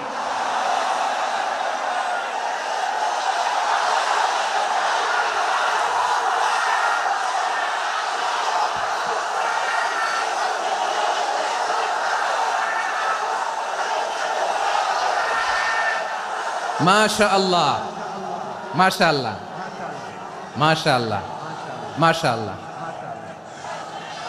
যশোর, আওয়াজ করে বলো, ভালো মানুষ না খারাপ মানুষ? বুঝে বলছো তো? মানুষ ভালো হলে যে কত ভালো। এই মানুষকে যত্ন নিলে, মানুষকে মানুষ বানালে যে সে কি হতে পারে শুনবা? হ্যাঁ, নাকি মোনাজাত দিয়ে দিব? শুনবা? তাহলে থামতে হবে। থামো, আমি যখন বলবো থামো থামো, তাকবীরের সময় দিলে তাকবীর, থামো থামো। মানুষকে যত্ন নিলে, এই এদিকে এদিকে, ড্রোন নামায় ফেলো। হয়েছে, ড্রোনের ফুটেজ হয়ে গেছে, এবার ড্রোন নামায় ফেলো। আমার দিকে তাকাও। মানুষকে, তোমরা এদিক সেদিক তাকালে তো গুরুত্বপূর্ণ পয়েন্ট মিস হয়ে যাবে। এদিকে এদিকে, হ্যাঁ মাস, ঠিক আছে, এদিকে। মানুষকে যত্ন নিলে মানুষের মধ্যে যারা কি পটেনশিয়াল রেখেছে। আমি জাপানের দুইটা উদাহরণ দেই। জাপানের, এই এই এভাবে এভাবে হবে, হয় বসো নয় পেছনে, কথা নাই, কথা তো বলাই যাবে না, হারাম কথা বলা। আজকে একেবারে চুপ, আজকের জন্য হারাম করে দিছে আমি, এই কিছু সময়ের জন্য একেবারে নিষিদ্ধ। জাপানের দুইটা উদাহরণ দেই, খেয়াল করে একটু শুনেন, বুঝবেন। আল্লাহ, 2022 সালে জাপানের সাথে জার্মানির খেলা, ফিফা ওয়ার্ল্ড কাপ 2022। এক পক্ষে জাপান, আরেক পক্ষে কোন দেশ? কথা শোনে নাই। এক পক্ষে কোন দেশ, আরেক পক্ষে সবাই। এক পক্ষে, আরেক পক্ষে। ওই খেলায় জিতেছিল জাপান, জিতেছিল 22 সালের এই ফিফা ওয়ার্ল্ড কাপে জাপান ফুটবল খেলায় জিতে as a part of their celebration তারা খেলার পরে পুরো স্টেডিয়ামটারে ক্লিন করে। The fan base of Japan, lakh lakh মানুষ খেলা দেখতে যায়, তো এত ডাস্টবিনও তো নাই। তো যারা ডাস্টবিনে জায়গা পায় নাই তারা এই যে চকলেটের প্যাকেট, পানির বোতল, চিপসের প্যাকেট তারা এদিকে সেদিকে রেখে দিয়েছে। জাপানের ভক্তরা, জাপানের ফলোয়াররা as a part of their celebration তারা খেলার পরে পুরো স্টেডিয়ামের সব ময়লা আবর্জনা ক্লিন করে তারপরে বিদায় নিয়েছে। তাদেরকে কি ক্লিন করার দায়িত্ব দেওয়া হয়েছিল? এই যশোর, জাপানের যে ছেলেরা খেলা দেখতে গেছিল ওদেরকে কি ক্লিন করার দায়িত্ব দিছিল? তারা কি স্টেডিয়ামের পরিচ্ছন্নতা কর্মী? তাদের আকল, তাদের সিক্স সেন্স তাদেরকে বলেছে। ছোটবেলা থেকে জাপান গভর্নমেন্ট ওদেরকে এত পরিচ্ছন্নতা শেখায়, ক্লিনলিনেস অ্যাওয়ারনেস ক্যাম্পেইন করায়। ক্লাসে আমি দেখেছি, ক্লাসে নিজের বেঞ্চ নিজে মুছে, ক্লাসের মাঝখানে একটা সময় দেয়, নিজের টেবিল নিজে মুছে, নিজের ক্লাসরুমটা নিজে পরিষ্কার করে। রাস্তাঘাটে একটা ধুলা নাই, ময়লা নাই, একটা টিস্যু নাই। খেলার পরে গোটা বিশ্বকে তাক লাগিয়ে দিয়েছে। জাপানের ফ্যানরা সবার রেখে যাওয়া গার্বেজ, টিস্যু, বোতল পরিষ্কার করে তারপরে স্টেডিয়াম থেকে বিদায় নিয়েছে। আমরা কেন এমন হইতে পারলাম না? আমরা কেন এমন হইতে পারলাম না? জাপানের যারা এগুলো করছে ওদের 3টা করে চোখ না? চোখ তো 3টা, জাপানা লাগো। জাপানা লাগো হাত তো 4টা, কান তো 6টা। হ্যাঁ, নাকি আমার মতো 2 হাত 2 কানওয়ালা মানুষ? চোখে দেখলে ওটা মানুষ না। চিন্তা করছেন? তার মানে জাপানিজদেরকে যে গ্রুমিং করে শিখানোর মাধ্যমে পরিচ্ছন্ন বানানো গেছে। ওরা যেমনি মানুষ, আমরাও মানুষ। আমাদের সন্তানদেরকে শেখালে তারাও পারবে। পারবে কিনা? 2 নম্বর উদাহরণ বলি। চট্টগ্রাম ফেনীতে যারা গিয়েছেন, মেঘনা গোমতী ব্রিজ প্রকল্প নাম শুনছেন? মেঘনা একটা ব্রিজ পার হওয়া লাগে। এই মেঘনা গোমতী, এখানে 3টা ব্রিজ কাঁচপুর সহ, এই 3টা ব্রিজের নির্মাণ কাজ, রেনোভেশনের কাজ দেয়া হয়েছিল জাপানের একটা কোম্পানিকে। কাকে? জাপানের কোম্পানির নির্মাণ শেষে 738 কোটি টাকা বেঁচে গেছিল। এটা গভর্নমেন্টের হাতে দিয়ে তারা বিদায় নিয়েছে। কত টাকা? 738 কোটি টাকা। যত প্রাক্কলিত ব্যয় নির্ধারণ করা হয়েছে সব টাকা সরকার, তৎকালীন সরকার 2019-এর সরকার, কারা ছিল তো জানেন? এই 2019-এর সরকার তাদেরকে দিয়েছে। তারা রিনোভেশন নির্মাণ শেষে 738 কোটি টাকা অতিরিক্ত বেঁচে গেছিল। এটা আবার গভর্নমেন্টের হাতে বুঝাই দিয়ে তারা বিদায় নিচ্ছে। আমরা কেন এমন হইতে পারলাম না? জাপানের ওরাও মানুষ, আমরাও মানুষ। তার মানে মানুষে মানুষে পার্থক্য আছে না নাই? আচ্ছা, জাপানের 2টা উদাহরণ দিলাম, এবার আমার দেশের 2টা উদাহরণ দিব না? বাংলাদেশের 2টা উদাহরণ দেয়। 1 নম্বর উদাহরণ, গত সপ্তাহে আপনারা জানেন কক্সবাজার আমার একটা প্রোগ্রাম ছিল, তো হেলিকপ্টারে গিয়েছিলাম। ফেনী জেলা যখন পার হচ্ছি আমি দেখলাম 3টা উইন্ডমিল। উইন্ডমিল চিনেন তো? বিশাল পিলার, 3টা 4টা পাখা থাকে। বায়ু বিদ্যুৎ কেন্দ্র, বাংলাদেশের প্রথম বায়ু বিদ্যুৎ কেন্দ্র এটা। মুহুরী প্রজেক্ট বলে এটা সম্ভবত, মুহুরী প্রজেক্ট। তো সাগরের বাতাসের ঝাপটায় এটা ঘুরে এনার্জি হয়, ইলেকট্রিসিটি উৎপাদন হয়। তো আমি পাইলটকে বললাম, ভাই এগুলো থেকে কেমন ইলেকট্রিসিটি উৎপাদন হয়? কয়, হুজুর একটুও হয় না, কিছুই হয় না। কিছুই হয় না মানে? বলে, হুজুর বাংলাদেশে যত উইন্ডমিল আছে এটার পাখা একটাও ঘুরে না। আল্লাহ, বলেন কি? তাহলে এই যে কোটি কোটি টাকা ব্যয় করে যে উইন্ডমিল, কয় হুজুর ভিতরে ফিটফাট, উপরে ফিটফাট, ভিতরে সদরঘাট। তার মানে কোটি কোটি টাকা দিয়ে এই উইন্ডমিল বানায়, এখানে কিছু নাই। দুর্নীতির আড্ডাখানা, আখড়াখানা বাংলাদেশ, ঠিক কিনা বলেন? হায় রে, জাপানিজরাও মানুষ, আমরাও মানুষ। আমার এক নিকটাত্মীয় সরকারি চাকরিজীবী, উনি আমাকে বললেন, বাংলাদেশের আর একটা উদাহরণ দেই। উনি আমাকে বললেন যে প্রতি বছর আমাদের অফিসের ফার্নিচার চেঞ্জ করে। আমি বললাম, প্রতি বছর ফার্নিচার চেঞ্জ করে কেন? বলে যে ফার্নিচার নতুন পারচেজ করলেই তো ওইখানে টাকা। নতুন কিনতে পারলেই টাকা, নতুন উন্নয়নের সবক শোনাতে পারলেই টাকা। প্রথম আলোর রিপোর্ট, কি আলো? প্রথম আলোর রিপোর্ট, গত 15 বছরে উন্নয়নের নামে লুটপাট হয়েছে প্রায় 3.25 লাখ কোটি টাকা। কার রিপোর্ট? আমাদের বানানো কথা।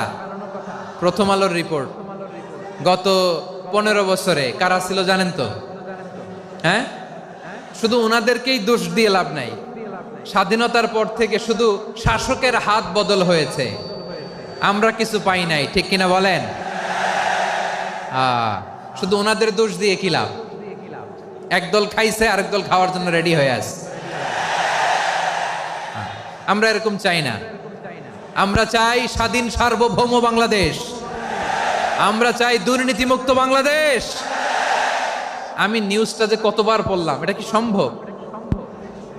3.25 লাখ কোটি টাকা লুটপাট, মানে লুটপাট করতে করতে এদেশের জনগণকে ফুটপাতে বসায় দিচ্ছে। প্রিয় ভাইয়েরা, তাহলে জাপানের মানুষও মানুষ, আমরাও মানুষ। সিদ্ধান্ত আপনার, কোন মানুষ হবেন, ভালো মানুষ না খারাপ মানুষ? আজকের আলোচনার বিষয় হচ্ছে মানব সম্পদের উন্নয়ন, human resource development. It's a process to increase the capacity of knowledge, skill, capacity of the people of a country. একটা দেশের মানুষের জ্ঞান, তাদের দক্ষতা কি করে বাড়ানো যায়, বাড়িয়ে দেশের উন্নয়ন করানো যায়, এটাই হচ্ছে মানব সম্পদ উন্নয়নের মূল কথা। তাহলে মানব সম্পদ হচ্ছে একটা দেশের সবচাইতে শক্তিশালী পুঁজি। প্রাকৃতিক সম্পদ, খনিজ সম্পদের চেয়েও দামি হচ্ছে মানব সম্পদ। আমার প্রিয় যশোর, প্রাকৃতিক সম্পদ, খনিজ সম্পদের চেয়ে দামি সম্পদ কি সম্পদ? আল্লাহ তাআলা দয়া করে আমাদেরকে এই মানব সম্পদ দিয়েছেন। আসুন আমাদের এই মানুষগুলোকে আমরা সোনার মানুষ বানাই। রাজি আছেন তো সবাই? রাজি আছেন?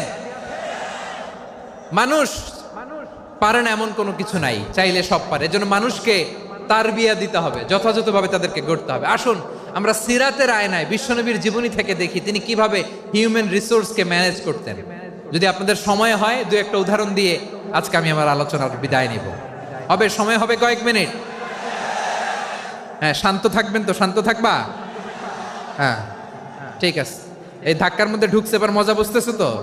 হ্যাঁ, মানা করছিলাম না? ঠিক আছে, টের পাও। হ্যাঁ, ঠিক আছে। যে আওয়াজ করবে আমি ওকে দেখতেছি, কে কে আওয়াজ করে দেখতেছি। শেষ কথা, শেষের দিকে চলে আসছি। বিষ্ণু ইসলাম কিভাবে হিউম্যান রিসোর্সকে ম্যানেজ করতেন, মজার কথা আছে কয়েকটা, বলে বিদায় নিব।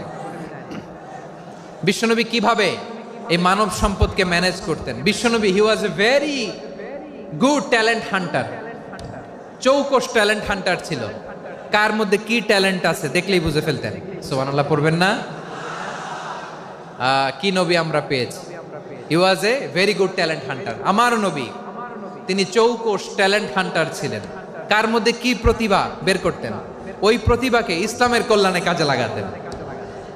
সুবহানাল্লাহ বলেন। যাকে যেই জায়গায় সেট করলে ভালো হবে তাকে ওই জায়গায় সেট করতেন।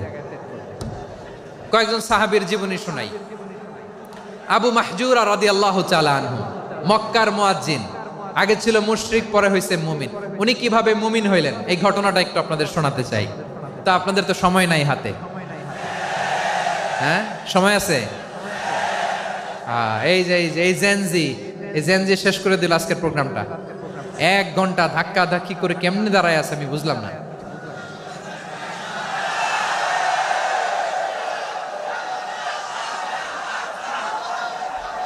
না না, তাকবির না, তাকবির না, চুপ করতে হবে। What I need, you stop. Just shut up. চুপ। হ্যাঁ, ঠিক আছে, এভাবে। আবু মাহজুরা রাদিয়াল্লাহু তাআলা আনহু কিভাবে মুসলিম হলেন আওয়াজ করে শুনেন। হুনাইনের যুদ্ধ, 8ম হিজরি। বিষ্ণু ইসলাম হুনাইনের যুদ্ধ শেষে ফিরতেছেন। পথিমধ্যে বেলাল রাদিয়াল্লাহু তাআলা আনহু, এই যে আবার কথা, আই রে আল্লাহ রে, এখানে ধাক্কা ধাক্কি কেন? চলে যাও, পেছনে যাও, যাও পেছনে যাও। কি আজীব তামাশা! যেখানে যায় এখানে ধাক্কা ধাক্কি, মারামারি, গায়ের উপরে, কাঁধের উপরে, শাউটিং। অনেক গুরুত্বপূর্ণ কথা পয়েন্ট করে নিয়ে আসে যে বলবো, এই শাউট করার কারণে প্রোগ্রামটাই নষ্ট করে দেয়। আসছে আমার ভালোবাসা দেখাইতে, প্রোগ্রামটাই শেষ করে দিয়ে চলে যায়। স্টপ। আবার কথা বল, স্টপ। হুনাইনের যুদ্ধে, অষ্টম হিজরি, কত হিজরি সবাই বলেন না একটু, কত হিজরি? অষ্টম হিজরিতে হুনাইনের যুদ্ধে রাসূল সাল্লাল্লাহু আলাইহি ওয়াসাল্লাম ফিরে আসতেছেন মদিনায়। পথিমধ্যে বেলাল রাদিয়াল্লাহু তাআলা আনহু আজান দিচ্ছেন। কি দিচ্ছেন? তো পাশে ছিল মুশরিকদের একটা পল্লী, কিছু মুশরিক তরুণ, কিছু অমুসলিম কিশোর, তারা আজানকে ব্যঙ্গ করতেছে। আমাদের বাংলায় মুখ ভেঙ্গানো বলে আর কি। বেলাল রাদিয়াল্লাহু তাআলা আনহু আজান দিচ্ছেন, ওই বাচ্চাগুলো মুশরিক, তো ওরা আজানকে ব্যঙ্গ করতেছে, বিকৃতি করে ওরাও আজান দিচ্ছে। উদ্দেশ্য হচ্ছে আজানকে নিয়ে ঠাট্টা করা। উদ্দেশ্য কি? ঠাট্টা করা। ব্যাপারটা মনে কষ্ট পাওয়ার মতো ব্যাপার না? কিন্তু বিশ্বনবী ওইখানে দেখেন কি খুঁজলেন। বিশ্বনবী খেয়াল করলেন অমুসলিম কিশোরদের মধ্য থেকে একটা কিশোরের গলাটা বড় দরাজ গলা, কণ্ঠটা বড় সুন্দর। খেয়াল করে দেখলেন যে কিছু কিশোর বেলালের আজানকে ব্যঙ্গ করে, বিকৃতি করে, কিন্তু একজনের কণ্ঠ দেখতে পাচ্ছেন না এত দূরে, কিন্তু কণ্ঠটা বড় সুন্দর, দরাজ গলা। বিশ্বনবী সাহাবীদেরকে বললেন, ধরো এগুলারে, ধরো। সবগুলারে ধরে বিশ্বনবীর সামনে আনা হলো। ওরা হাঁটু গেড়ে বসলো। বিশ্বনবী বললেন, তোমাদের মধ্যে কে যেন ব্যঙ্গ করে আজান দিচ্ছিল, তার গলাটা বড় উঁচু, গলার বেসটা বড় মজবুত, মেলোডিয়াস, সুমধুর কণ্ঠ, কে? আবু মাহজুরা বলে, আমার বন্ধুরা সবাই আমার দিকে আঙ্গুল দেখায়, আমি পড়ে গেছি বিপদে। রাসূল সাল্লাল্লাহু আলাইহি ওয়াসাল্লাম বাকি অমুসলিম তরুণদেরকে ছেড়ে দিলেন, বললেন তোমরা যাও। এবার আবু মাহজুরারে পাইছে। আবু মাহজুরার চুলের মধ্যে হাত দিলেন বিশ্বনবী, মাথায় হাত দিয়ে বললেন, এবার আজান দাও দেখি।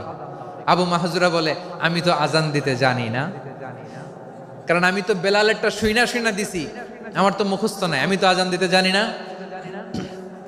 বিশ্বনবী বললেন, জানো না? তাহলে আসো, আমি তোমারে শিখাই দেই। সুবহানাল্লাহ পড়েন। আবু মাহজুরা হাঁটু গেড়ে বসে, বিশ্বনবীর মোবারক হাত আবু মাহজুরার চুলের মধ্যে। বিশ্বনবী আজানের মুআল্লিম আবু মাহজুরাকে বলতেছে, ঠিক আছে তোমারে শিখাই দিচ্ছি, আমি যা যা বলবো আমার সাথে সাথে বলো, পারবা? আবু মাহজুরা বলে, পারবো। বিশ্বনবী আজান দিচ্ছেন মাথায় হাত দিয়ে, আল্লাহু আকবার,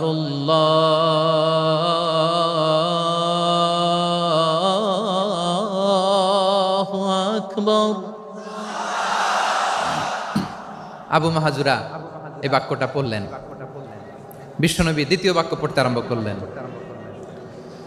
আল্লাহু আকবার,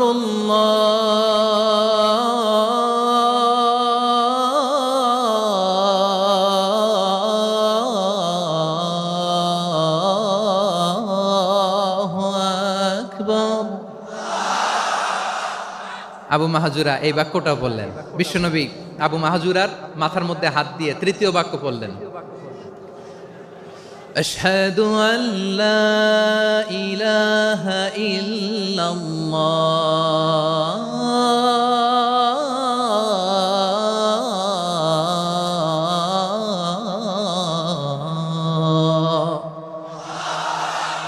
আবু মাহজুরা তৃতীয় বাক্য পড়লেন। বিশ্বনবী একটা বাক্য পরে আবু মাহজুরা পরে, বিশ্বনবী পরে আবু মাহজুরা পরে। আবু মাহজুরা কিন্তু অমুসলিম, মুশরিক। আবু মাহজুরা বলে, এক একটা বাক্য পড়ি আমার কলিজাটা গলে ঠান্ডা হয়ে যায়। এতদিন মোহাম্মদকে গালি দিতাম, এখন মোহাম্মদ আমার মাথায় যখন হাত রাখছে আমার সারা শরীর ঠান্ডা হয়ে গেছে। বিশ্বনবী আজান শিখাচ্ছেন, একটা একটা বাক্য পড়ে আবু মাহজুরাও পড়ে, বিশ্বনবী পড়ে, আবু মাহজুরাও পড়ে। পুরো বাক্যগুলো যখন শেষ, আজান শেষ, আবু মাহজুরাও যখন পুরো আজান পড়লেন, আবু মাহজুরা বললেন, এতদিন মোহাম্মদের চেহারা দেখলে আমার ঘৃণা লাগতো, আজ থেকে মোহাম্মদের চেহারার চেয়ে প্রিয় চেহারা আমার কাছে নাই।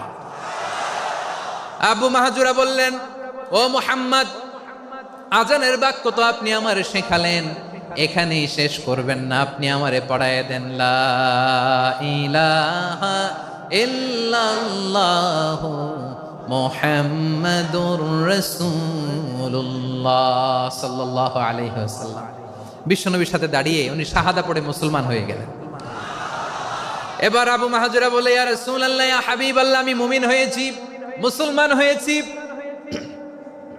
আপনার কাছ থেকে আজান শিখার সৌভাগ্য আমি লাভ করেছি গো নবী। আমার কণ্ঠের বড় তারিফ করেছেন আপনি, আমার আজানকে আপনি পছন্দ করেছেন। একটা জিনিস আপনার কাছে চাই, আপনি আমাকে মক্কার মসজিদুল হারামের মুয়াজ্জিন হিসেবে অ্যাপয়েন্ট করে দে। বিষ্ণু ইসা ইসলাম বললেন, যাও আবু মাহজুরা, আমি তোমাকে পৃথিবীর শ্রেষ্ঠতম মসজিদ মক্কার মসজিদুল হারামের মুয়াজ্জিন হিসেবে অ্যাপয়েন্ট করে দিলাম। দেখছেন কিভাবে ট্যালেন্ট হান্টিং করতে হয়, কিভাবে হিউম্যান রিসোর্স মানব সম্পদকে ব্যবহার করতে হয়। আসছিল আজানকে ভেঙাইতে, আসছিল কেন?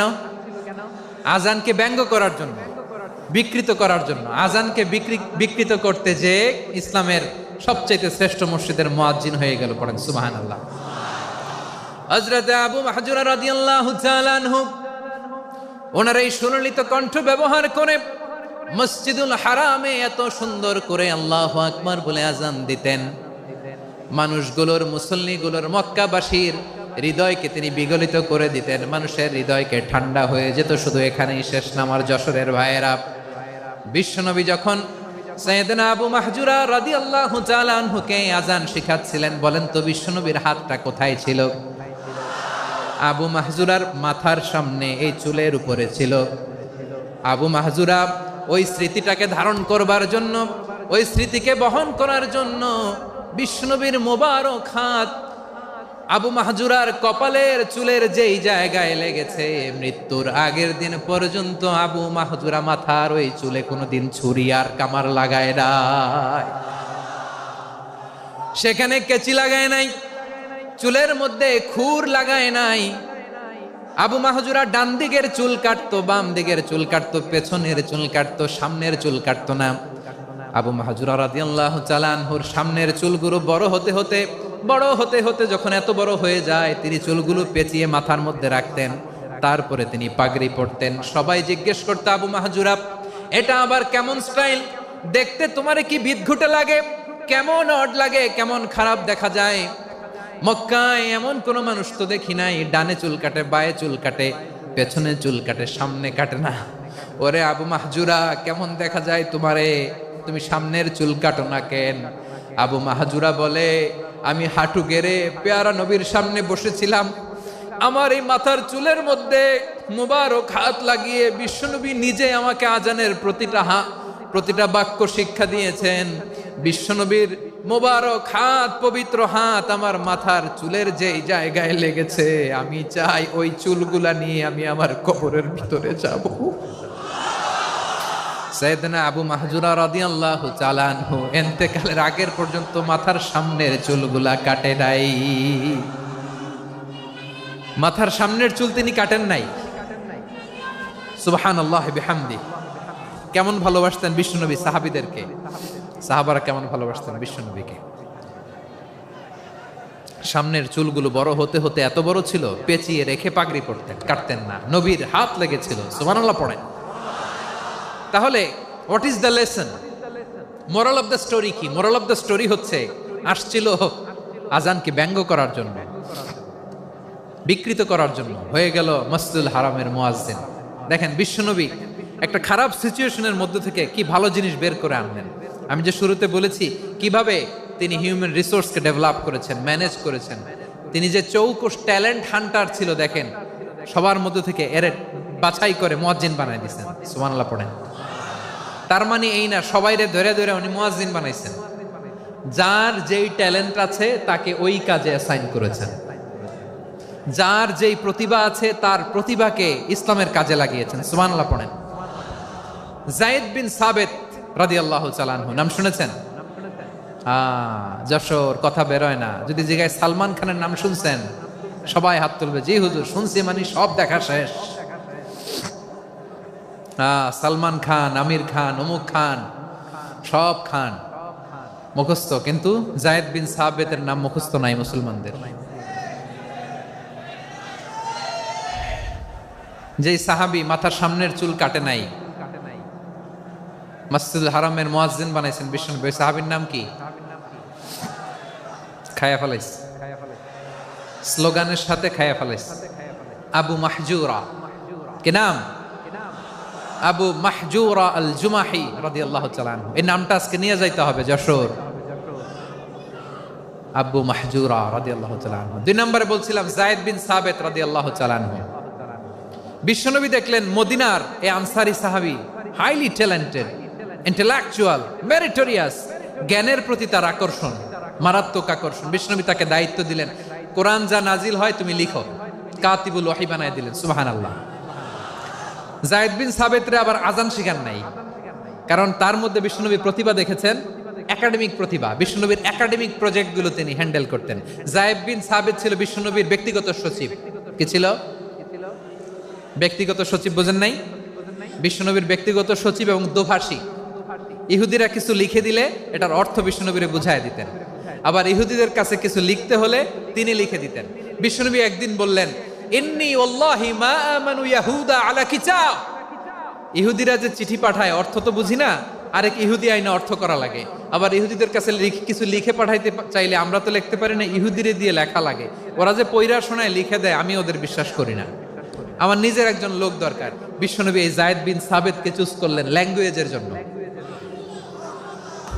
উনি বললেন, যায়েদ, তোমার সফট স্কিলকে ডেভেলপ করতে হবে, তুমি হিব্রু ল্যাঙ্গুয়েজ শিখে ফেলো।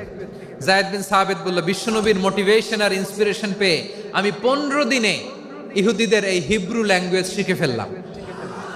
শুধু শিখে ফেললাম না, হাত্তা হাদিকতু, even I became master in the language. এই ভাষা আমি পারদর্শী হয়ে গেলাম।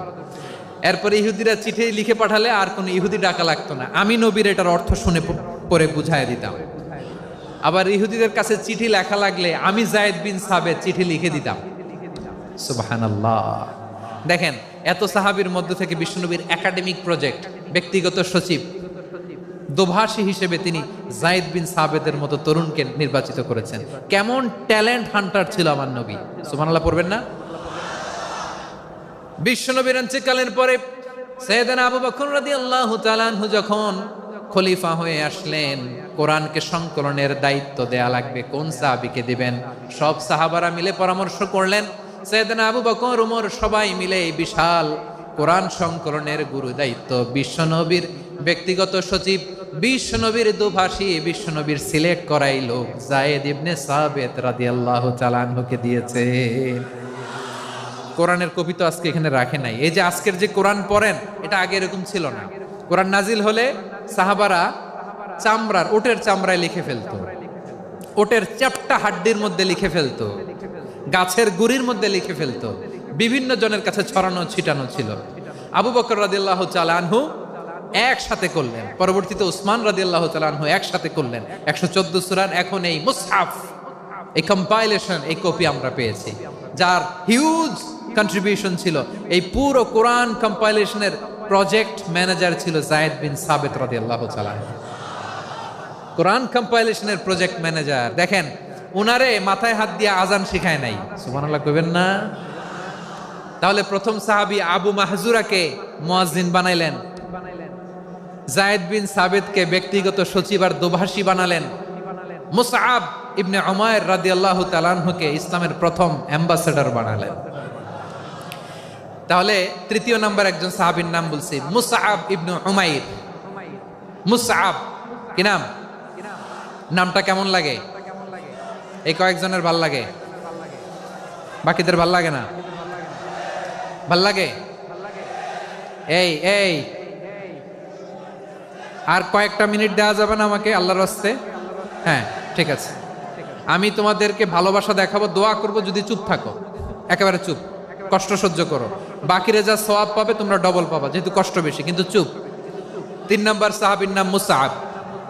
এই ধাক্কাধাক্কি কেন? ধাক্কাধাক্কি কেন রে ভাই? না না না, এরকম হইলে আসবো না যশোর, আমি আর আসবো না। হয় পিছনে চলে যাও, নাহলে চুপ, ধাক্কাধাক্কি নেই। 3 নম্বর সাহাবীর নাম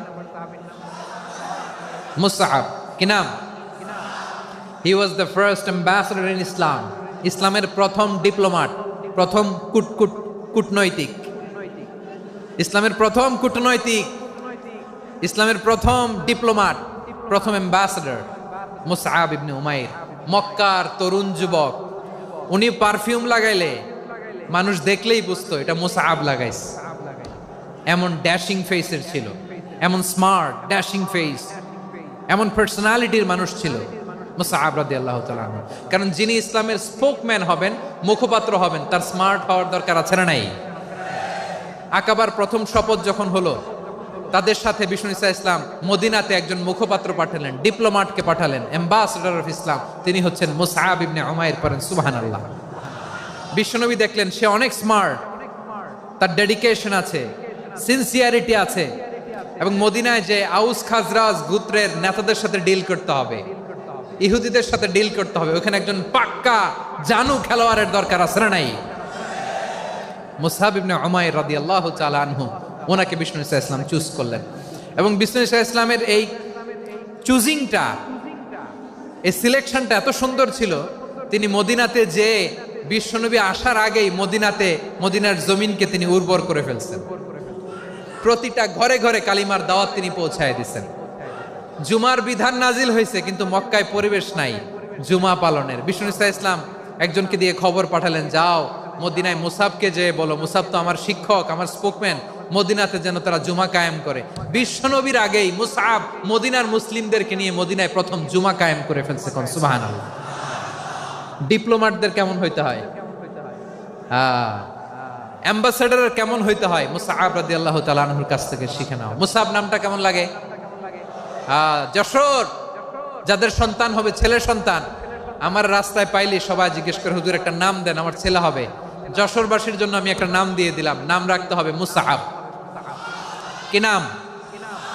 নামটা যাদের ভাল লাগে, ছেলে সন্তান অনাগত আসবে, মনে চাইলে নাম রেখে দিবেন মুসআব রাদিয়াল্লাহু তাআলা আনহুর নামে মুসআব। তাহলে মুসআব রাদিয়াল্লাহু তাআলা আনহুকে বিশ্বনবী ল্যাঙ্গুয়েজ শিখান নাই, সফট স্কিল শিখান নাই। যায়েদ রাদিয়াল্লাহু তিনি হিব্রু ল্যাঙ্গুয়েজ শিখেছেন, সুরিয়ানি শিখেছেন, কিন্তু মুসআবকে তিনি বানিয়েছেন the spokesman of Islam, the first diplomat, the ambassador of Islam. সুবহানাল্লাহ পড়বেন না? আব্দুল্লাহ ইবনে আব্বাস রাদিয়াল্লাহু তাআলা আনহু বিশ্বনবীর কাজিন, চাচাতো ভাই। আবার মাইমুনা রাদিয়াল্লাহু তাআলা আনহু, মাইমুনা নবীর স্ত্রী, তিনি ছিলেন আব্দুল্লাহর আপন খালা। তো নবীর বউ যদি ওনার খালা হয়, নবী তার কি? বুঝে নাই, নবী তার কি? খালু। তাহলে সম্পর্ক অনেক গভীর, কাজিন আবার খালু। ছোট্ট মানুষ, তাই রাতে মাঝে মাঝে ঘরে থাকতো।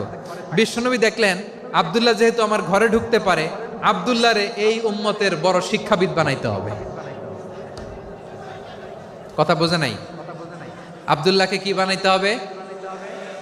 শিক্ষাবিদ, এডুকেটর অফ দিস উম্মাহ, এই উম্মার শিক্ষাবিদ বানাইতে হবে। তাই আব্দুল্লাহ ইবনে আব্বাসকে বিশ্বনবী হাতে কলমে শিক্ষা দিয়েছেন। আহারে, আর এরপরে যে কি ভাষা আসবে তোমাদের জন্য আমার মুখ থেকে আমি নিজেও জানি না। 1 ঘন্টা যাবত ধাক্কা ধাক্কি মারামারি। তো আসতে বলছে কে তোমাকে? পেছনে চলে যাও, জায়গা না পেলে।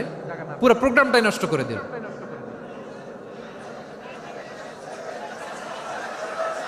জি, আমার দিকে তাকান, আমি শেষ করে দিচ্ছি। হবে না, ইন্টেলেকচুয়াল আলোচনা এখানে হবে না, আমি বুঝতে পারছি, আমি শেষ করে দিচ্ছি। আব্দুল্লাহ ইবনে আব্বাস রাদিয়াল্লাহু তাআলা আনহু, মনোযোগ দিয়ে কয়েকটা মিনিট শুনুন, আমি এখনই শেষ করে দিচ্ছি। এরপর আওয়াজ করবে, এই যে এগুলো কি আমি বুঝলাম না। আমি বললাম না সব করা যাবে, বসে যাও, শুয়ে যাও, চলে যাও, আওয়াজ করা যাবে না। অন্যকে বসো এটাও বলার দরকার নেই, জাস্ট এদিকে তাকাও। আল্লাহ। আব্দুল্লাহ ইবনে আব্বাস রাদিয়াল্লাহু তাআলা আনহু, ওনাকে বিশ্বনবী হাতে কলমে শিক্ষা দিয়েছেন, যেহেতু উম্মতের শিক্ষাবিদ হবেন, এডুকেটর হবেন। তো বিশ্বনবী রাতে যখন তাহাজ্জুদ পড়তেন, ছোট্ট আব্দুল্লাহ ঘরে থাকতো। বুঝতে পেরেছেন? ছোট্ট মানুষ তো ঘরে থাকতো। তো বিশ্বনবী তাহাজ্জুদের জন্য একবার দাঁড়িয়েছেন, ছোট্ট আব্দুল্লাহ ওযু করে দাঁড়াইছে। আচ্ছা বলেন তো, ইমাম আর মুসল্লি মোট যদি 2 জন হয়, একজন ইমাম একজন মুসল্লি, তো মুসল্লি ইমামের কোন দিকে দাঁড়াবে? ডানে দাঁড়াবে। ছোট্ট আব্দুল্লাহ বোঝে নাই, বিশ্বনবী তাহাজ্জুদ শুরু করেছেন, উনি ইক্তেদা করছেন আর দাঁড়াইছেন বায়ে। কোথায় দাঁড়িয়েছেন?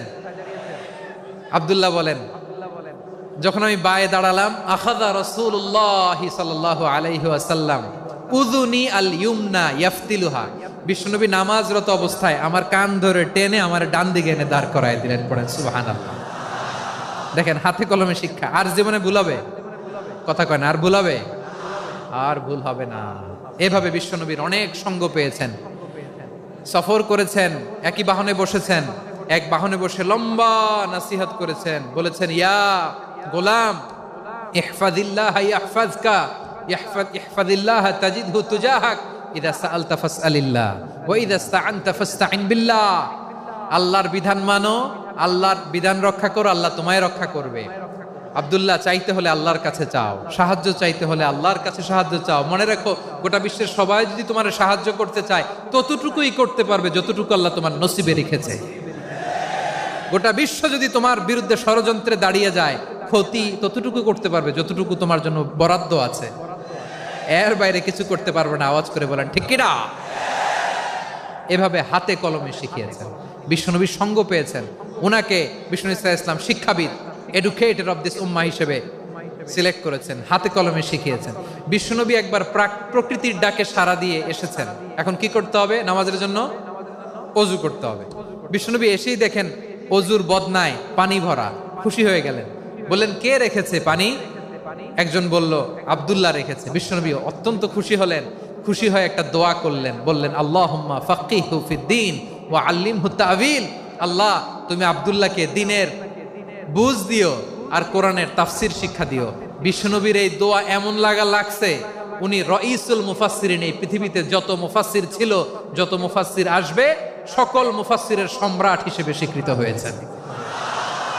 আব্দুল্লাহ ইবনে আব্বাস, বিশ্বনবী ওনারে আজান শিখান নাই, বিশ্বনবী ওনারে ল্যাঙ্গুয়েজ শিখান নাই, বিশ্বনবী ওনারে অ্যাম্বাসাডর বানান নাই, হাতে কলমে শিক্ষা দিয়েছেন। ছোট্ট মানুষ, বিশ্বনবী ইন্তেকাল করলেন, আবু বকরের সময় গেল, ওমরে ফারুকের খেলাফত, তখনও তিনি তরুণ। ওমরে ফারুক রাদিয়াল্লাহু তাআলা আনহু ওনার ক্যাবিনেট মিনিস্ট্রির বৈঠকে এই আব্দুল্লাহ ইবনে আব্বাসকে পাশ দিয়ে বসায় রাখতেন। বয়স্ক সাহাবারা এটা পছন্দ করতো না। তারা বলতো ঘটনা কি, আব্দুল্লাহর মতো ছেলে নাতি আমাদের আছে, এরা কেন রাখে ওমরে ফারুক? ওমরে ফারুক এটা টের পেলেন, তিনি বুঝতে পারলেন যে ক্যাবিনেট মেম্বাররা এটা পছন্দ করে না, ছোট্ট আব্দুল্লাহরা কেন রাখি, কেন যে রাখি এটা একদিন বুঝাবো। একদিন মিটিং এ তিনি সবাইকে বললেন ইদা জাআ নাসরুল্লাহি ওয়াল ফাতহ। এই আয়াত দ্বারা উদ্দেশ্য কি বলেন তো মুরব্বী সাহাবীরা? এক সাহাবী বলেন এই সূরা দ্বারা উদ্দেশ্য, আল্লাহ বলেছেন আমাদেরকে বিভিন্ন ল্যান্ড, বিভিন্ন এলাকা বিজয় করতে হবে। ওমরে ফারুক বললেন না, হয়নি। আরেকজন বললেন বিজয় হওয়ার পর আমাদের বেশি বেশি আল্লাহর বরত্বের ঘোষণা দিতে হবে, এটা উদ্দেশ্য। ওমরে ফারুক বললেন না, হয় নাই। যারে জিজ্ঞেস করেন কেউ পারে না।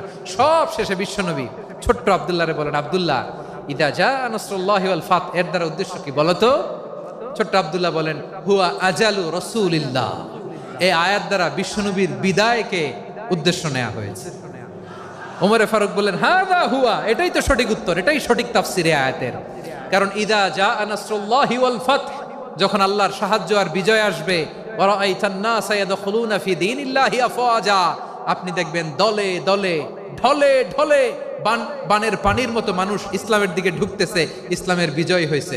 তো ইসলামের বিজয়ের মিশন নিয়ে নবী আসছে, বিজয়ী যখন হয়ে গেছে এখন তো নবীর বিদায় হবে। জোরে বলেন ঠিক কিনা? কোন সাহাবী এই সূক্ষ্ম কথাটা ধরতে পারে নাই, ওই আব্দুল্লাহ ছাড়া। আব্দুল্লাহ যখন উত্তর দিছে সব সাহাবীদের টনক নড়েছে। এরপর থেকে কোনো ক্যাবিনেট মিটিং এ আর কোনো সাহাবারা কোনো প্রশ্ন করে নাই। আওয়াজ করে পড়েন সুবহানাল্লাহ। বিশ্বনবী আব্দুল্লাহ ইবনে আব্বাসকে দ্য এডুকেটর অফ দ্য উম্মাহ, উম্মার শিক্ষাবিদ হিসেবে গ্রহণ করেছেন। আওয়াজ করে পড়তে হবে আল্লাহু আকবার। সাহাবীদের নামগুলো মনে থাকবে? এক নম্বরে আবু মাহজুরা, মুয়াজ্জিন বানাইছেন। যায়েদ ইবনে সাবিত, দোভাষী, ট্রান্সলেটর অফ প্রফেট, এবং তিনি ছিলেন বিশ্বনবীর ব্যক্তিগত সচিব। মুসআব ইবনে উমাইর, the first ambassador and diplomat of ইসলাম।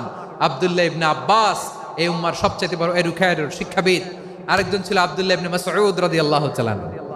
দুই আব্দুল্লাহ, আব্বাস গেল, আরেকজন হচ্ছে মাসউদ।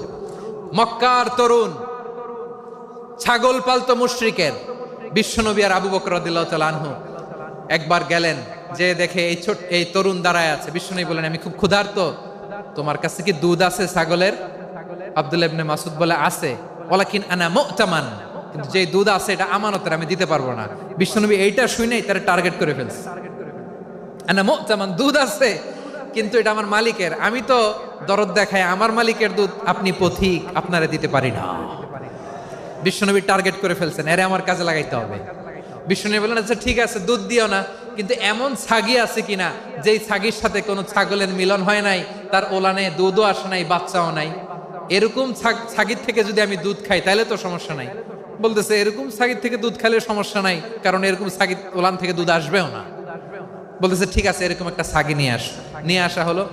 বিশ্বনবী বিসমিল্লাহ বলে ওই ছাগির ওলানে হাত দিলেন। হাত দিতে দেরি, পুরো ওলানটা দুধে ভরে যেতে দেরি হয় না। বিশ্বনবী আর আবু বকর রাদিয়াল্লাহু তাআলা আনহু দহন করে পেট ভরে খেলেন। এই দৃশ্য আব্দুল্লাহ ইবনে মাসউদের হৃদয়ে দাগ কাটলো। এই মুজিজা দেখে তিনি বললেন, আশহাদু আল্লা ইলাহা ইল্লাল্লাহ ওয়া আশহাদু আন্না মুহাম্মাদুর রাসূলুল্লাহ। তিনি ষষ্ঠ মুসলিম ছিলেন, 6 নম্বর মুসলমান। ওনাকে টার্গেট করে বিশ্বনবী দেখলেন এমন ইন্টেলেকচুয়াল ব্রেন, উনি সূক্ষ্ম সূক্ষ্ম জিনিস বুঝে বেশি, ফিকহি জ্ঞান ওনার মধ্যে বেশি। বিশ্বনবী ওনাকে কোরআনের জ্ঞান শিক্ষা দিতে লাগলেন। উনি বিশ্বনবী সবার কাছে কোরআন শোনায়, কিন্তু বিশ্বনবী নিজে আব্দুল্লাহ ইবনে মাসউদের কাছ থেকে কোরআন শুনতো। বিশ্বনবী একবার বললেন, ইকরা আলাইয়া ইয়া মাসউদ। ইবনে মাসউদ একবার শোনাও তো কোরআন দেখি। আব্দুল্লাহ ইবনে মাসউদ বলে, আকরাউ আলাইকা ওয়া আলাইকা উনজিল। নবী, আপনার উপর কোরআন নাজিল হয় আর আমি আপনার সামনে কোরআন পড়ব। বিশ্বনবী বললেন, ইন্নী উহিব্বু আন আসমাআহু মিন গায়রি। আমি নিজে পড়তে যেমনি ভালোবাসি, অন্যে পড়ুক আমি শুনবো, এটাও আমি ভালোবাসি। সূরা নিসা তিনি তেলাওয়াত করে শুনিয়েছেন। এমন সূক্ষ্ম সূক্ষ্ম বিষয় বিশ্বনবী উনাকে ধরিয়ে দিয়েছেন। উনি হয়ে গিয়েছেন আব্দুল্লাহ ইবনে আব্বাস, হয়েছেন রাইসুল মুফাসসিরিন, উই হয়ে গিয়েছেন ফাকিহুল উম্মাহ। ওনার চাইতে বড় ফকি এই পৃথিবী আর দেখবে না। চিল্লায় বলেন সুবহানাল্লাহ। উনি বলতেন, ওয়াল্লাহি ওয়াল্লাহি ইল্লাযী লা ইলাহা গায়রু মা উনজিলাত সূরাতুন ইল্লা ওয়া আনা আ'লামু আইনা উনজিলাত ওয়া ফীমা উনজিলাত। বিশ্বনবী এমন ভাবে কোরআনের দার্স আমাকে দিয়েছেন, কোরআনে যত সূরা নাজিল হয়েছে, যেখানে নাজিল হোক না কেন আমি জানি এটা কোথায় নাজিল হয়েছে এবং কোন প্রেক্ষাপটে নাজিল হয়েছে। এমন একটা সূরা নাই যে সূরার কোথায় নাজিল হয়েছে আমি মাসুদের জানা নাই, কোন প্রেক্ষাপটে নাজিল হয়েছে আমার জানা নাই। এরকম ঘটবে না। চিল্লায় বলেন আল্লাহু আকবার। এই আব্দুল্লাহ ইবনে মাসউদ রাদিয়াল্লাহু তাআলা আনহু ওমর ফারুকের সময় কুফার চিফ জাস্টিস ছিলেন। কুফা নগরীর চিফ জাস্টিস। চিফ জাস্টিস বুঝেন নাই? বিচারপতি। কি ছিলেন? সবাই বলে নাই, কি ছিলেন? বিচারপতি ছিলেন। এবং ওনার যে ফিকহি জ্ঞানের ধারা, এটাই আলকামা, ইব্রাহিম আন-নাখাই, হাম্মাদ ইবনে সুলাইমান হয়ে ইমাম আবু হানিফা পর্যন্ত পৌঁছেছে। এবং ওনার ফিকহি জ্ঞানের ধারাই হানাফি মাযহাবে অ্যাকসেপ্ট হয়েছে। আজও এগুলো হানাফি মাযহাবে চর্চিত হয়। হানাফি মাযহাবের সব ফিক আব্দুল্লাহ ইবনে মাসউদের ফিকহি জ্ঞানের ধারা থেকে নেওয়া হয়েছে। চিল্লায় পড়েন সুবহানাল্লাহ। তাহলে উনাকে বিশ্বনবী বানিয়েছেন জুরিস্ট, আইনবিদ, ফাকিহ। উনারে আজান শিখান নাই। হিউম্যান রিসোর্স ডেভেলপমেন্ট কিভাবে করবেন, মানব সম্পদের উন্নয়ন কিভাবে করতে হয়, কিভাবে যার যেখানে প্রতিভা কাজে লাগাতে হয় উনি দেখিয়েছেন। সুবহানাল্লাহ পড়বেন না? খালিদ বিন ওয়ালিদ নাম শুনছেন? কে কে শোনেন নাই? হাত তোলেন। কি ছিলেন? বীর যোদ্ধা ছিলেন খালিদ বিন ওয়ালিদ। কিন্তু তিনি ইসলাম ধর্ম গ্রহণ করেছেন অনেক দেরিতে, 8ম হিজরিতে। তার মানে 8ম হিজরির আগে উনি মুশরিকদের পক্ষে লড়াই করেছেন। ওনার হাতে কত মুসলিম সাহাবী যে নিহত হয়েছে হিসাব নাই। বিশ্বনবী টার্গেট করে রাখছে, তুমি আমাদের মুসলিমদের এত ক্ষতি করলা, তুমি যখন মুসলমান হবা তোমারে দিয়ে আমি এমন কাম করামু যে এটা আর কেউ করতে পারবে না। সুবহানাল্লাহ নাই? যশোর ক্লান্ত হয়ে গেছে।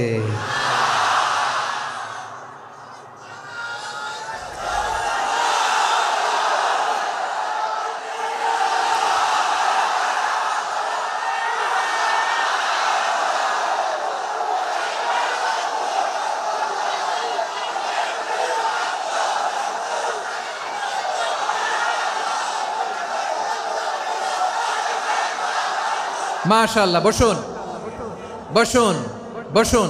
খালিদ বিন ওয়ালিদ রাদিয়াল্লাহু তাআলা 8ম হিজরিতে মুসলিম হয়েছেন, মক্কা বিজয়ের আগে। তো মক্কা বিজয়ের আগে যখন মুসলিম হয়েছেন, এর আগে কি করছেন? কাফিরদের সাথে যুদ্ধ করেছেন। উনি উহুদের যুদ্ধে মুসলমানদের যে পরাজয় ভাব, কঠিন পরিস্থিতির মুখোমুখি উনার কারণে পিছন থেকে এমন আতর্কিত আক্রমণ করেছেন, মুসলমানদেরকে কচুকাটা করেছেন। অষ্টম হিজরিতে আল্লাহ তাআলা হেদায়েতের নূর দিয়ে ওনার হৃদয়টাকে উজালা করে দিলেন।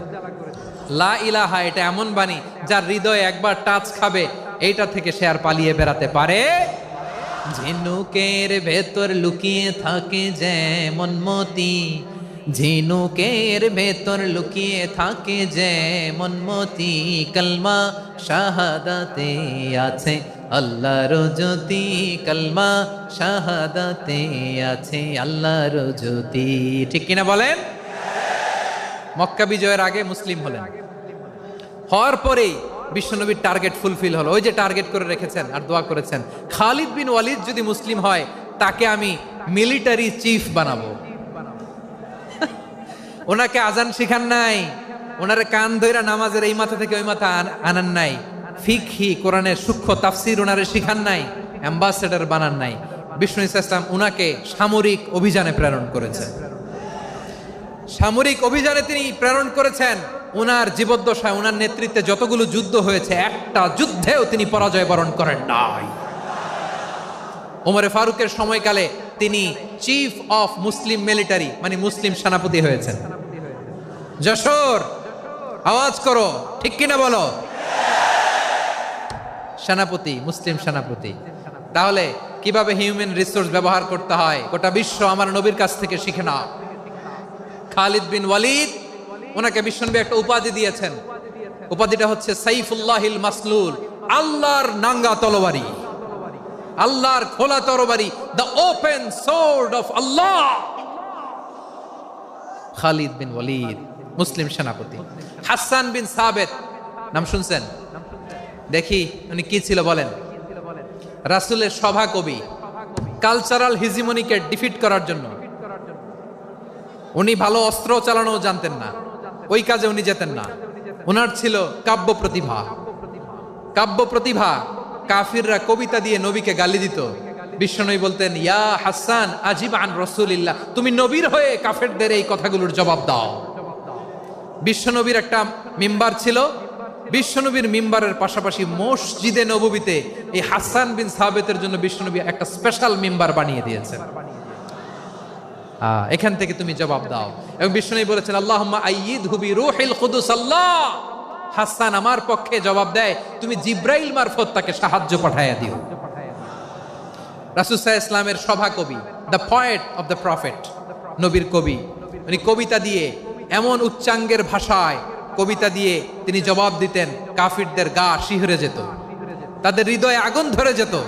তাহলে এরকম কবিরও দরকার আছে না নাই? এখন যাকে আল্লাহ দিছে কাব্য প্রতিভা, এরা যদি আপনি যুদ্ধের ময়দানে পাঠান হবে? যারে দিছে সুরেলা গলা, এরা যদি অ্যাম্বাসেডর বানান হবে না। হাসান বিন সাবেত ছিলেন বিষ্ণু ইসলামের কবি। হুযায়ফা ইবনুল ইয়ামান বিশ্বনবীর গোয়েন্দা বিভাগের প্রধান। কিসের প্রধান? হুযায়ফা ইবনুল ইয়ামান। ওনার ছিল ডিটেকটিভ মাইন্ড, ডিটেকটিভ মাইন্ড, গোয়েন্দা বিভাগের প্রধান। এবং উনি হচ্ছেন সাহিবু সিররি রাসূলিল্লাহ, রাসূল সাল্লাল্লাহু আলাইহি ওয়াসাল্লামের গোপন তথ্যের ধারক বাহক। নবীর যেই কথা কেউ জানে না সব হুযায়ফার পেটের ভিতরে ছিল। সুবহানাল্লাহ পড়েন। মদিনার যত ইহুদিদের একটা লিস্ট ছিল, এই লিস্ট শুধু দুইজন জানতো, বিশ্বনবী আর হুযায়ফা। সুবহানাল্লাহ পড়বেন না? তাহলে ওনাকে কোন দায়িত্ব দিছে? কোন বিভাগ? যশোর আওয়াজ করো, কোন বিভাগ? গোয়েন্দা বিভাগের হেড ছিল। খন্দকের যুদ্ধে প্রচন্ড আজকের মতো শৈত্য প্রবাহ, মাটি খনন করতে করতে সাহাবীদের পেটে ক্ষুধা নাই, দাঁড়াইতে পারে না নামাজের জন্য, এত ক্লান্ত, ক্ষুধা, ক্লান্ত, শ্রান্ত। বিশ্বনবী বললেন, কে আছো এই কঠিন শীত, এই ভয় আর ক্ষুধার মধ্যেও খন্দকের পরীক্ষার টপকে শত্রু শিবিরে যে আমাকে তথ্য দিবা, কে আছো? কারো গায়ে শক্তিই নাই যে দাঁড়াবে, কেউ দাঁড়ায় না। বিশ্বনবী তখন নিজে হুযায়ফাকে ডাক দিলেন, হুযায়ফা, যে আমাকে আজকে শত্রু শিবিরের তথ্য এনে দিবে সে জান্নাতে আমার মোরাফাকা, আমার সঙ্গী হবে। হুযায়ফা রাদিয়াল্লাহু ইবনুল ইয়ামান জীবনের ঝুঁকি নিয়ে এই ক্ষুধা, শৈত্য প্রবাহ, কোল্ড ওয়েভসকে উপেক্ষা করে পরীক্ষা টপকে শত্রু শিবিরে যে সবার কথাগুলো চুপে চুপে শুনে বিশ্বনবীর দরবারে এসে গোয়েন্দাদের মতো তথ্য সরবরাহ করেছে।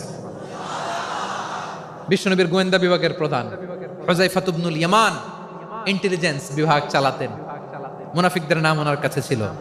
মুআয ইবনে জাবাল মদিনা রাষ্ট্রের সবচেয়ে সিনিয়র আমলা ছিলেন।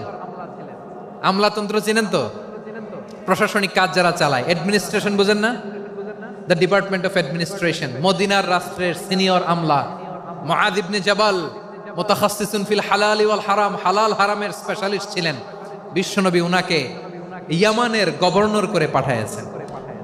বলেছেন ইন্নাকা তা'তি কওমান আহলা কিতাব, এমন গোষ্ঠীর কাছে যাবা এরা ইহুদি নাসারা, আগে শাহাদা পড়লে এরপরে নামাজের দাওয়াত দিও, নামাজ পড়লে যাকাতের দাওয়াত দিও। গভর্নরের অ্যাটিটিউড যেমন থাকে তেমন অ্যাটিটিউড ধরে রেখো। সুবহানাল্লাহ পড়েন। তাহলে মুআয ইবনে জাবালকে দিয়ে বিশ্বনবী কবিতা লেখায় নাই, চিঠি লেখায় নাই, আজান দেওয়ায় নাই। সুবহানাল্লাহ পড়বেন না? সব শেষ সাহাবী বলি আবু হুরায়রা রাদিয়াল্লাহু তাআলা, নাম শুনছেন? বিড়ালের বাবা। কি করতেন? খালি হাদিস মুখস্থ করতেন। উনি বলতেন আলজামু রাসূলুল্লাহ আলা মিল ইবাতনি, আমার শুধু পেটের ক্ষুধার বন্দোবস্ত হইলে আমি নবীর সঙ্গ ছাড়তাম না। আমার আনসার সাহাবারা ক্ষেত খামারের কাজ করত, আমার মুহাজির সাহাবারা ব্যবসা করত, আর আমি নবীর সাথে সাথে থাকতাম।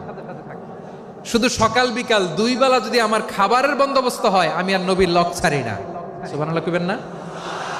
5374টা হাদিস তিনি বর্ণনা করেছেন। সবচেয়ে বেশি হাদিস বর্ণনাকারী সাহাবী। হাদিস প্রিজার্ভেশনের কাজে বিশ্বনবী ওনাকে কাজে লাগিয়েছেন। উনি একদিন বলেন ইয়া রাসূলুল্লাহ আসমাউ মিনকা কাসীরান ফালা আহফাজু, নবী অনেক কথা শুনি আমার মনে থাকে না। বিষ্ণু বললেন তাই? উবসুত রিদাক, তোমার চাদরটা বিছাও। আবু হুরায়রা বিছালেন, বিশ্বনবী হাত বুলায় দিলেন, এরপরে অনেক হাদিস বর্ণনা করলেন। আবু হুরায়রা বলে তারপর থেকে বিশ্বনবী যাই বর্ণনা করে আমি শুনি আর একটাও বলি না। এখন সুবহানাল্লাহ। বিশ্বনবী ওনাকে হাদিস প্রিজার্ভেশন, নবীর এই যে লক্ষ্য হাদিস প্রিজার্ভেশনের এই দায়িত্ব দিয়েছেন সাইয়েদনা আবু হুরায়রা রাদিয়াল্লাহু তাআলা আনহুকে। প্রিয় ভাইরা, তাহলে 10 জন সাহাবীর কথা যে বললাম, আপনারা কি খেয়াল করেছেন কত বড় ট্যালেন্ট হান্টার, চৌকস ট্যালেন্ট হান্টার ছিল আমার নবী। এক একজনের এক এক ট্যালেন্ট, এক এক কাজে অ্যাসাইন করেছেন, এক একজনকে এক এক দায়িত্ব দিয়েছেন, এক একজনের প্রতিভাকে এক একভাবে বিকশিত হওয়ার সুযোগ দিয়েছেন। আওয়াজ করে বলেন ঠিক কি না? এখন আমার পর্দার আড়ালে আমার মায়েরা বলবে এতগুলো পুরুষ সাহাবীর কথা বললো, নারী সাহাবীরা কি কিছু করে নাই? হ্যাঁ, একজন নারী সাহাবীর কথা বলে মোনাজাত হবে, দোয়া ছাড়া কেউ যাব না। রুফাইদা আল আসলামিয়া রাদিয়াল্লাহু তাআলা আনহা, ওনার বাবার নাম সাআদ আল আসলামি। বিশ্বনবী কি খেয়াল করলেন দেখেন, সাআদ ছিল মদিনার বড় ডাক্তার। এই নারী সাহাবী রুফাইদা বাবার কাছ থেকে চিকিৎসা বিদ্যা শিখেছেন। যখন শিখছে বিশ্বনবী দেখলেন আমার তো প্রতি সপ্তাহে সপ্তাহে যুদ্ধে আহত সাহাবীদের সেবা দিবে কে? বিশ্বনবী রুফাইদাকে বললেন রুফাইদা তুমি মসজিদে নববীর পাশে একটা মেডিকেল ক্যাম্প করো। এই যে সাকিনা আদ্দিন মেডিকেলের আমার ছাত্রী বন্ধুরা শুনে রাখো, তোমাদের আইকন হচ্ছে এই রুফাইদা আল আসলামিয়া। বিশ্বনবীর ডিরেকশন অনুযায়ী তিনি মসজিদে নববীর পাশে একটা মেডিকেল ক্যাম্প করলেন এবং আহত সাহাবাদের চিকিৎসা উনি ওনার টিম নিয়ে দিতেন। বিশ্বনবীর পরামর্শে উনি আনসারি এবং মুহাজির মহিলা সাহাবীদেরকে নিয়ে একটা স্পেশাল মেডিকেল টিম গঠন করলেন। খায়বার যুদ্ধে 7ম হিজরিতে যখন বিশ্বনবী যায় উনি ওনার টিম নিয়ে আসলেন, বললেন ইয়া রাসূলুল্লাহ আমরা তো তলোয়ার চালাতে পারি না, আমরা তো তীর মারতে পারি না, আপনি যদি অনুমতি দেন খায়বার অভিযানে আমি আমার টিম নিয়ে মেডিকেল টিমের সেবাটা সার্ভিসটা দিতে চাই। পড়েন সুবহানাল্লাহ। বিশ্বনবী অনুমতি দিলেন, যোদ্ধা সাহাবীদের সাথে রুফাইদা আল আসলামিয়া উনিও মেডিকেল টিম নিয়ে অগ্রসর হলেন। খায়বারের প্রতিটা আহত ইনজুর্ড সাহাবী যারা ইনজুরির শিকার হয়েছেন সবাই রুফাইদা আল আসলামিয়ার এই মেডিকেল ক্যাম্প থেকে চিকিৎসা সহায়তা পেয়েছেন। সুবহানাল্লাহ পড়েন। দেখেন কিভাবে বিশ্বনবী ট্যালেন্ট বাছাই করতেন, আপনি অবাক হবেন। বাহরাইনের মেডিকেল ইউনিভার্সিটিতে রুফাইদা আল আসলামিয়া মেডিকেল প্রাইজ অ্যাওয়ার্ড প্রতি বছর দেয়া হয়। যদি 8 দিনের এই মেডিকেল আমার বোনেরা যদি জেনে থাকো জানো, না হলে নতুন করে জানো, সার্চ দিও রুফাইদা আল আসলামিয়া মেডিকেল অ্যাওয়ার্ড বাহরাইনের ইউনিভার্সিটিতে দেয়া হয়। প্রিয় ভাইয়েরা, তাহলে আলোচনার সামারি আমরা করি। বিশ্বনবী যার যেখানে ট্যালেন্ট তাকে ওইখানে কাজে লাগাতেন। আওয়াজ করে বলেন ঠিক কিনা? এবার একটা ইন্টারভিউ হবে, আওয়াজ করে বলেন আবু মাহজুরাকে বিশ্বনবী কি বানাইছেন? হ্যাঁ, ভুলে গেছেন?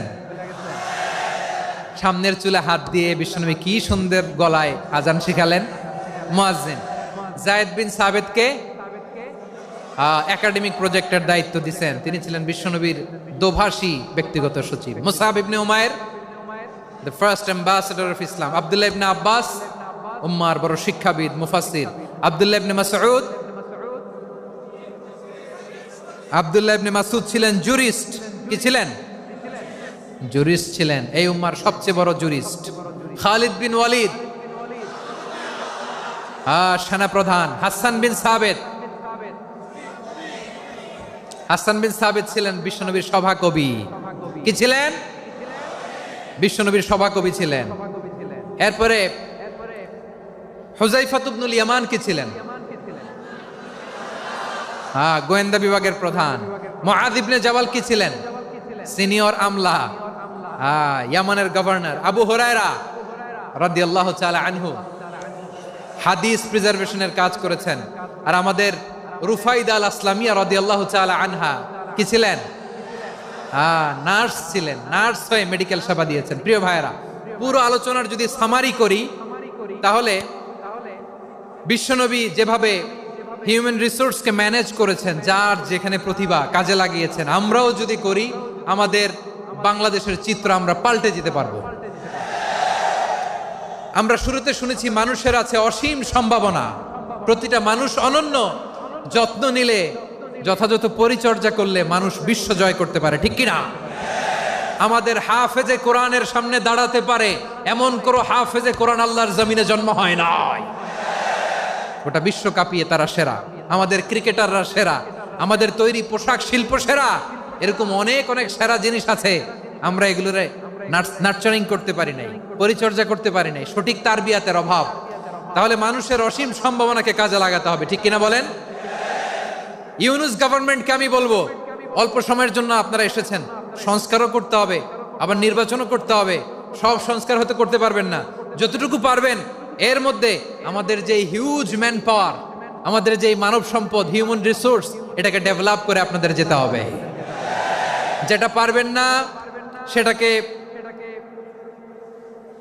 পরবর্তী নির্বাচিত গভর্নমেন্টের কাছে রেখে যেতে হবে, যে তারা যেন করে, তাদের কাছে আপনারা এটা রেখে যাবেন।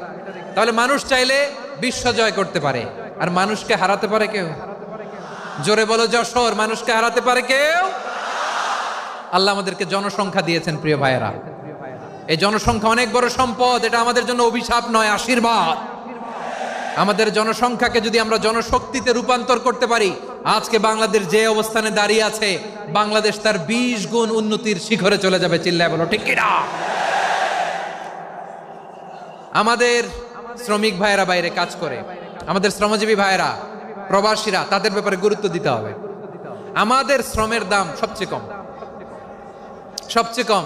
তারা এম্বাসিতে গুরুত্ব পায় না, এয়ারপোর্টে গুরুত্ব পায় না। এই সরকার অবশ্য তাদেরকে অনেক গুরুত্ব দিচ্ছে। আমাদের অদক্ষ শ্রমিককে যখন আমরা দুবাই পাঠাই, অল্প বেতন পায়, কিন্তু ইন্ডিয়ানরা দক্ষ শ্রমিক পাঠাইলে তার 3 গুণ বেতন পায়। আমরা আমাদের শ্রমিকদেরকে অদক্ষ ভাবে আর পাঠাতে চাই না, দক্ষ শ্রমিক পাঠিয়ে আমরা রেমিটেন্সের বন্যা বইয়ে দেব। আমাদের শ্রমিকদের পাঠানো রেমিটেন্সের টাকায় সচল থাকে আমার দেশের অর্থনীতির চাকা। তাদেরকে সবচেয়ে গুরুত্ব দিতে হবে। আমরা পেয়েছি ফ্রিডম ফাইটার, মুক্তিযোদ্ধা, আর আমার প্রবাসী ভাইরা হচ্ছে রেমিটেন্স ফাইটার। জোরে বলো ঠিক কিনা? তাহলে আমাদের এই জনশক্তিকে জনসম্পদে ট্রান্সফর্ম করতে হবে, ঠিক কিনা বলেন? সরকার জনগণকে এভাবে পলিশ করতে হবে। মা বাবারা ছেলে মেয়েদের মধ্যে কার কোন যোগ্যতা, তাকে ওইভাবে কাজে লাগাতে হবে। সবার এ প্লাস পাওয়ার কোনো দরকার নাই। আমাদের দেশে একটা টেন্ডেন্সি আছে, পরীক্ষায় এ প্লাস না পাইলে কই তুই কি করলি, পাশের বাড়ির ছেলে এ প্লাস পাইছে, যা ওর পা ধোয়া পানি খা। কি খা? তা আমি ভাবছি যে পা ধোয়া, এ প্লাস পাওয়া ছেলেদের পা ধোয়া পানির একটা পানির ব্র্যান্ড বানাইতে হবে, এরকম লেখা থাকবে এ প্লাস পাওয়া ছেলেদের পা ধোয়া পানি। খাওয়া নাই, এগুলার খাওয়া নাই। ওরে আল্লাহ এ প্লাস পাওয়ার জন্য বানাইছে, আর আপনার ছেলেকে এই এ প্লাস গুলারে নিয়ন্ত্রণ করার জন্য আল্লাহ বানাইছে। ওকে দিয়ে আল্লাহ কি করবে আপনি জানেনই না। একটা এ প্লাস, একটা এ গ্রেড একটা মানুষের জীবনকে ঠিক করে দিতে পারে না। আপনার ছেলেকে আল্লাহ অন্যদিকে যোগ্যতা দিয়েছে। ওদের মনোবল ভাঙবেন না, খবরদার খবরদার। ছেলে মেয়েদের মনোবল ভাঙবেন না। যাকে দিয়ে যেটা হবে তাকে দিয়ে সেটা করতে হবে, তার প্রতিভাকে সেভাবে কাজে লাগাতে হবে। তাহলে বাংলাদেশ, আমাদের এই জনসংখ্যা জনসম্পদে রূপান্তরিত হবে। আমাদের সরকারের তত্ত্বাবধানে আমাদের 18 কোটি জনগণ দক্ষ জনশক্তিতে রূপান্তরিত হোক। আমরা চাই কি চাই না? আমরা ভালো মানুষ, শ্রেষ্ঠ মানুষ হতে চাই কি চাই না? ওই জাপানিজদের মতো সৎ, ওই ইউরোপিয়ানদের মতো কালচার, আমাদেরকে আল্লাহ তাআলা কোরআন সুন্নাহ অনেক কিছু দিয়েছেন। যেহেতু বর্তমানে আমরা দেখছি তারা সৎ, তাদের মধ্যে ভ্যালু আছে, সেগুলো আমাদের মধ্যে আনার দরকার আছে না নাই? আর ইসলাম দিয়ে আমাদের জীবনকে সাজাতে হবে, ইসলাম দিয়ে আমার পরিবারকে সাজাতে হবে। ইসলাম থেকে, কোরআন থেকে প্রেসক্রিপশন না নিলে জীবন সুন্দর হবে না। কোরআন থেকে প্রেসক্রিপশন না নিলে সমাজ সুন্দর হবে না। কোরআনের প্রেসক্রিপশন না মানলে রাষ্ট্র সুন্দর হবে না। কোরআনের প্রেসক্রিপশন অ্যাপ্লাই না করলে শুধু দুর্নীতি দমন কমিশন দিয়ে দুর্নীতি বন্ধ করা যাবে না। এজন্য কোরআনের আইন আমরা চাই কি চাই না? প্রিয় ভাইয়েরা, হিউম্যান রিসোর্স ডেভেলপমেন্ট, মানব সম্পদের উন্নয়ন, আমাদের সরকার যেন এদিকে নজর দেয়। আমরা যেন এই ব্যাপারে যত্নবান হয়ে উঠি। যাকে আল্লাহ যে যোগ্যতা দিয়েছে, এই যোগ্যতা দিয়ে আমরা যেন ইসলামের জন্য, দেশের জন্য কাজ করি। আমরা যেন আমাদের স্কিল ডেভেলপ করি, আমাদের পটেনশিয়ালকে ডেভেলপ করি। মোরালিটি, ভ্যালিউজ নিয়ে শায়েখ আহমদুল্লাহ আলোচনা করেছেন, এগুলো দিয়ে যেন আমরা আমাদেরকে সাজাই। আল্লাহ তাআলা আমাদের দেশকে তুমি নিরাপদ করো, আমরা পড়ি আমিন। আল্লাহ আমার 18 কোটি জনগণকে তুমি জনশক্তিতে রূপান্তরিত করো, আমিন। আল্লাহ আমরা হাতে হাত রেখে, কাঁধে কাঁধ মিলিয়ে, ভাইয়ে ভাইয়ে যেন এই দেশকে গড়তে পারি, আল্লাহ তুমি তৌফিক দান করো, আমরা পড়ি আমিন। আমার প্রিয় মহিউদ্দিন ভাই বলেছেন, হুজুর এমন একটা ঘোষণাপত্র দিয়ে যাবেন আজকের এই ঐতিহাসিক যশোরের প্রোগ্রামে, যেটা গোটা বাংলাদেশে মানুষ এটার উপর আমল করে। আমি যে কথাটা বলেছি এটাই, আসুন আমরা আমাদের জনসংখ্যাকে জনসম্পদে ট্রান্সফর্ম করি। আমাদের জনসংখ্যাকে আমরা যেন জনশক্তিতে রূপান্তরিত করি। জনসংখ্যাকে ট্রান্সফর্ম করে জনশক্তি দিয়ে আমরা যেন আগামীর বাংলাদেশ, স্বাধীন বাংলাদেশ 2.0 গড়ে তুলি।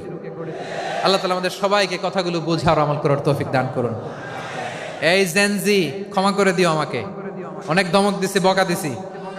আল্লাহ তোমাদেরকে করুক, কবুল করুক, যশোরবাসীকে কবুল করুক, আদ দিনকে কবুল করুক, এই মেডিকেল কলেজকে কবুল করুক, ইসলামের জন্য বাদ ভাঙা এই জোয়ার এবং উচ্ছ্বাসকে আল্লাহ তাআলা কবুল করুক। হাযা মা ইনদি ওয়াল ইলমু ইনদাল্লাহ আলাইহি তাওয়াক্কালতু ওয়া ইলাইহি উনীব। সুবহানাকাল্লাহুম্মা ওয়া বিহামদিকা আশহাদু আল্লা ইলাহা ইল্লা আনতা আস্তাগফিরুকা ওয়া আতুবু ইলাইক। আল্লাহুম্মা আমিন।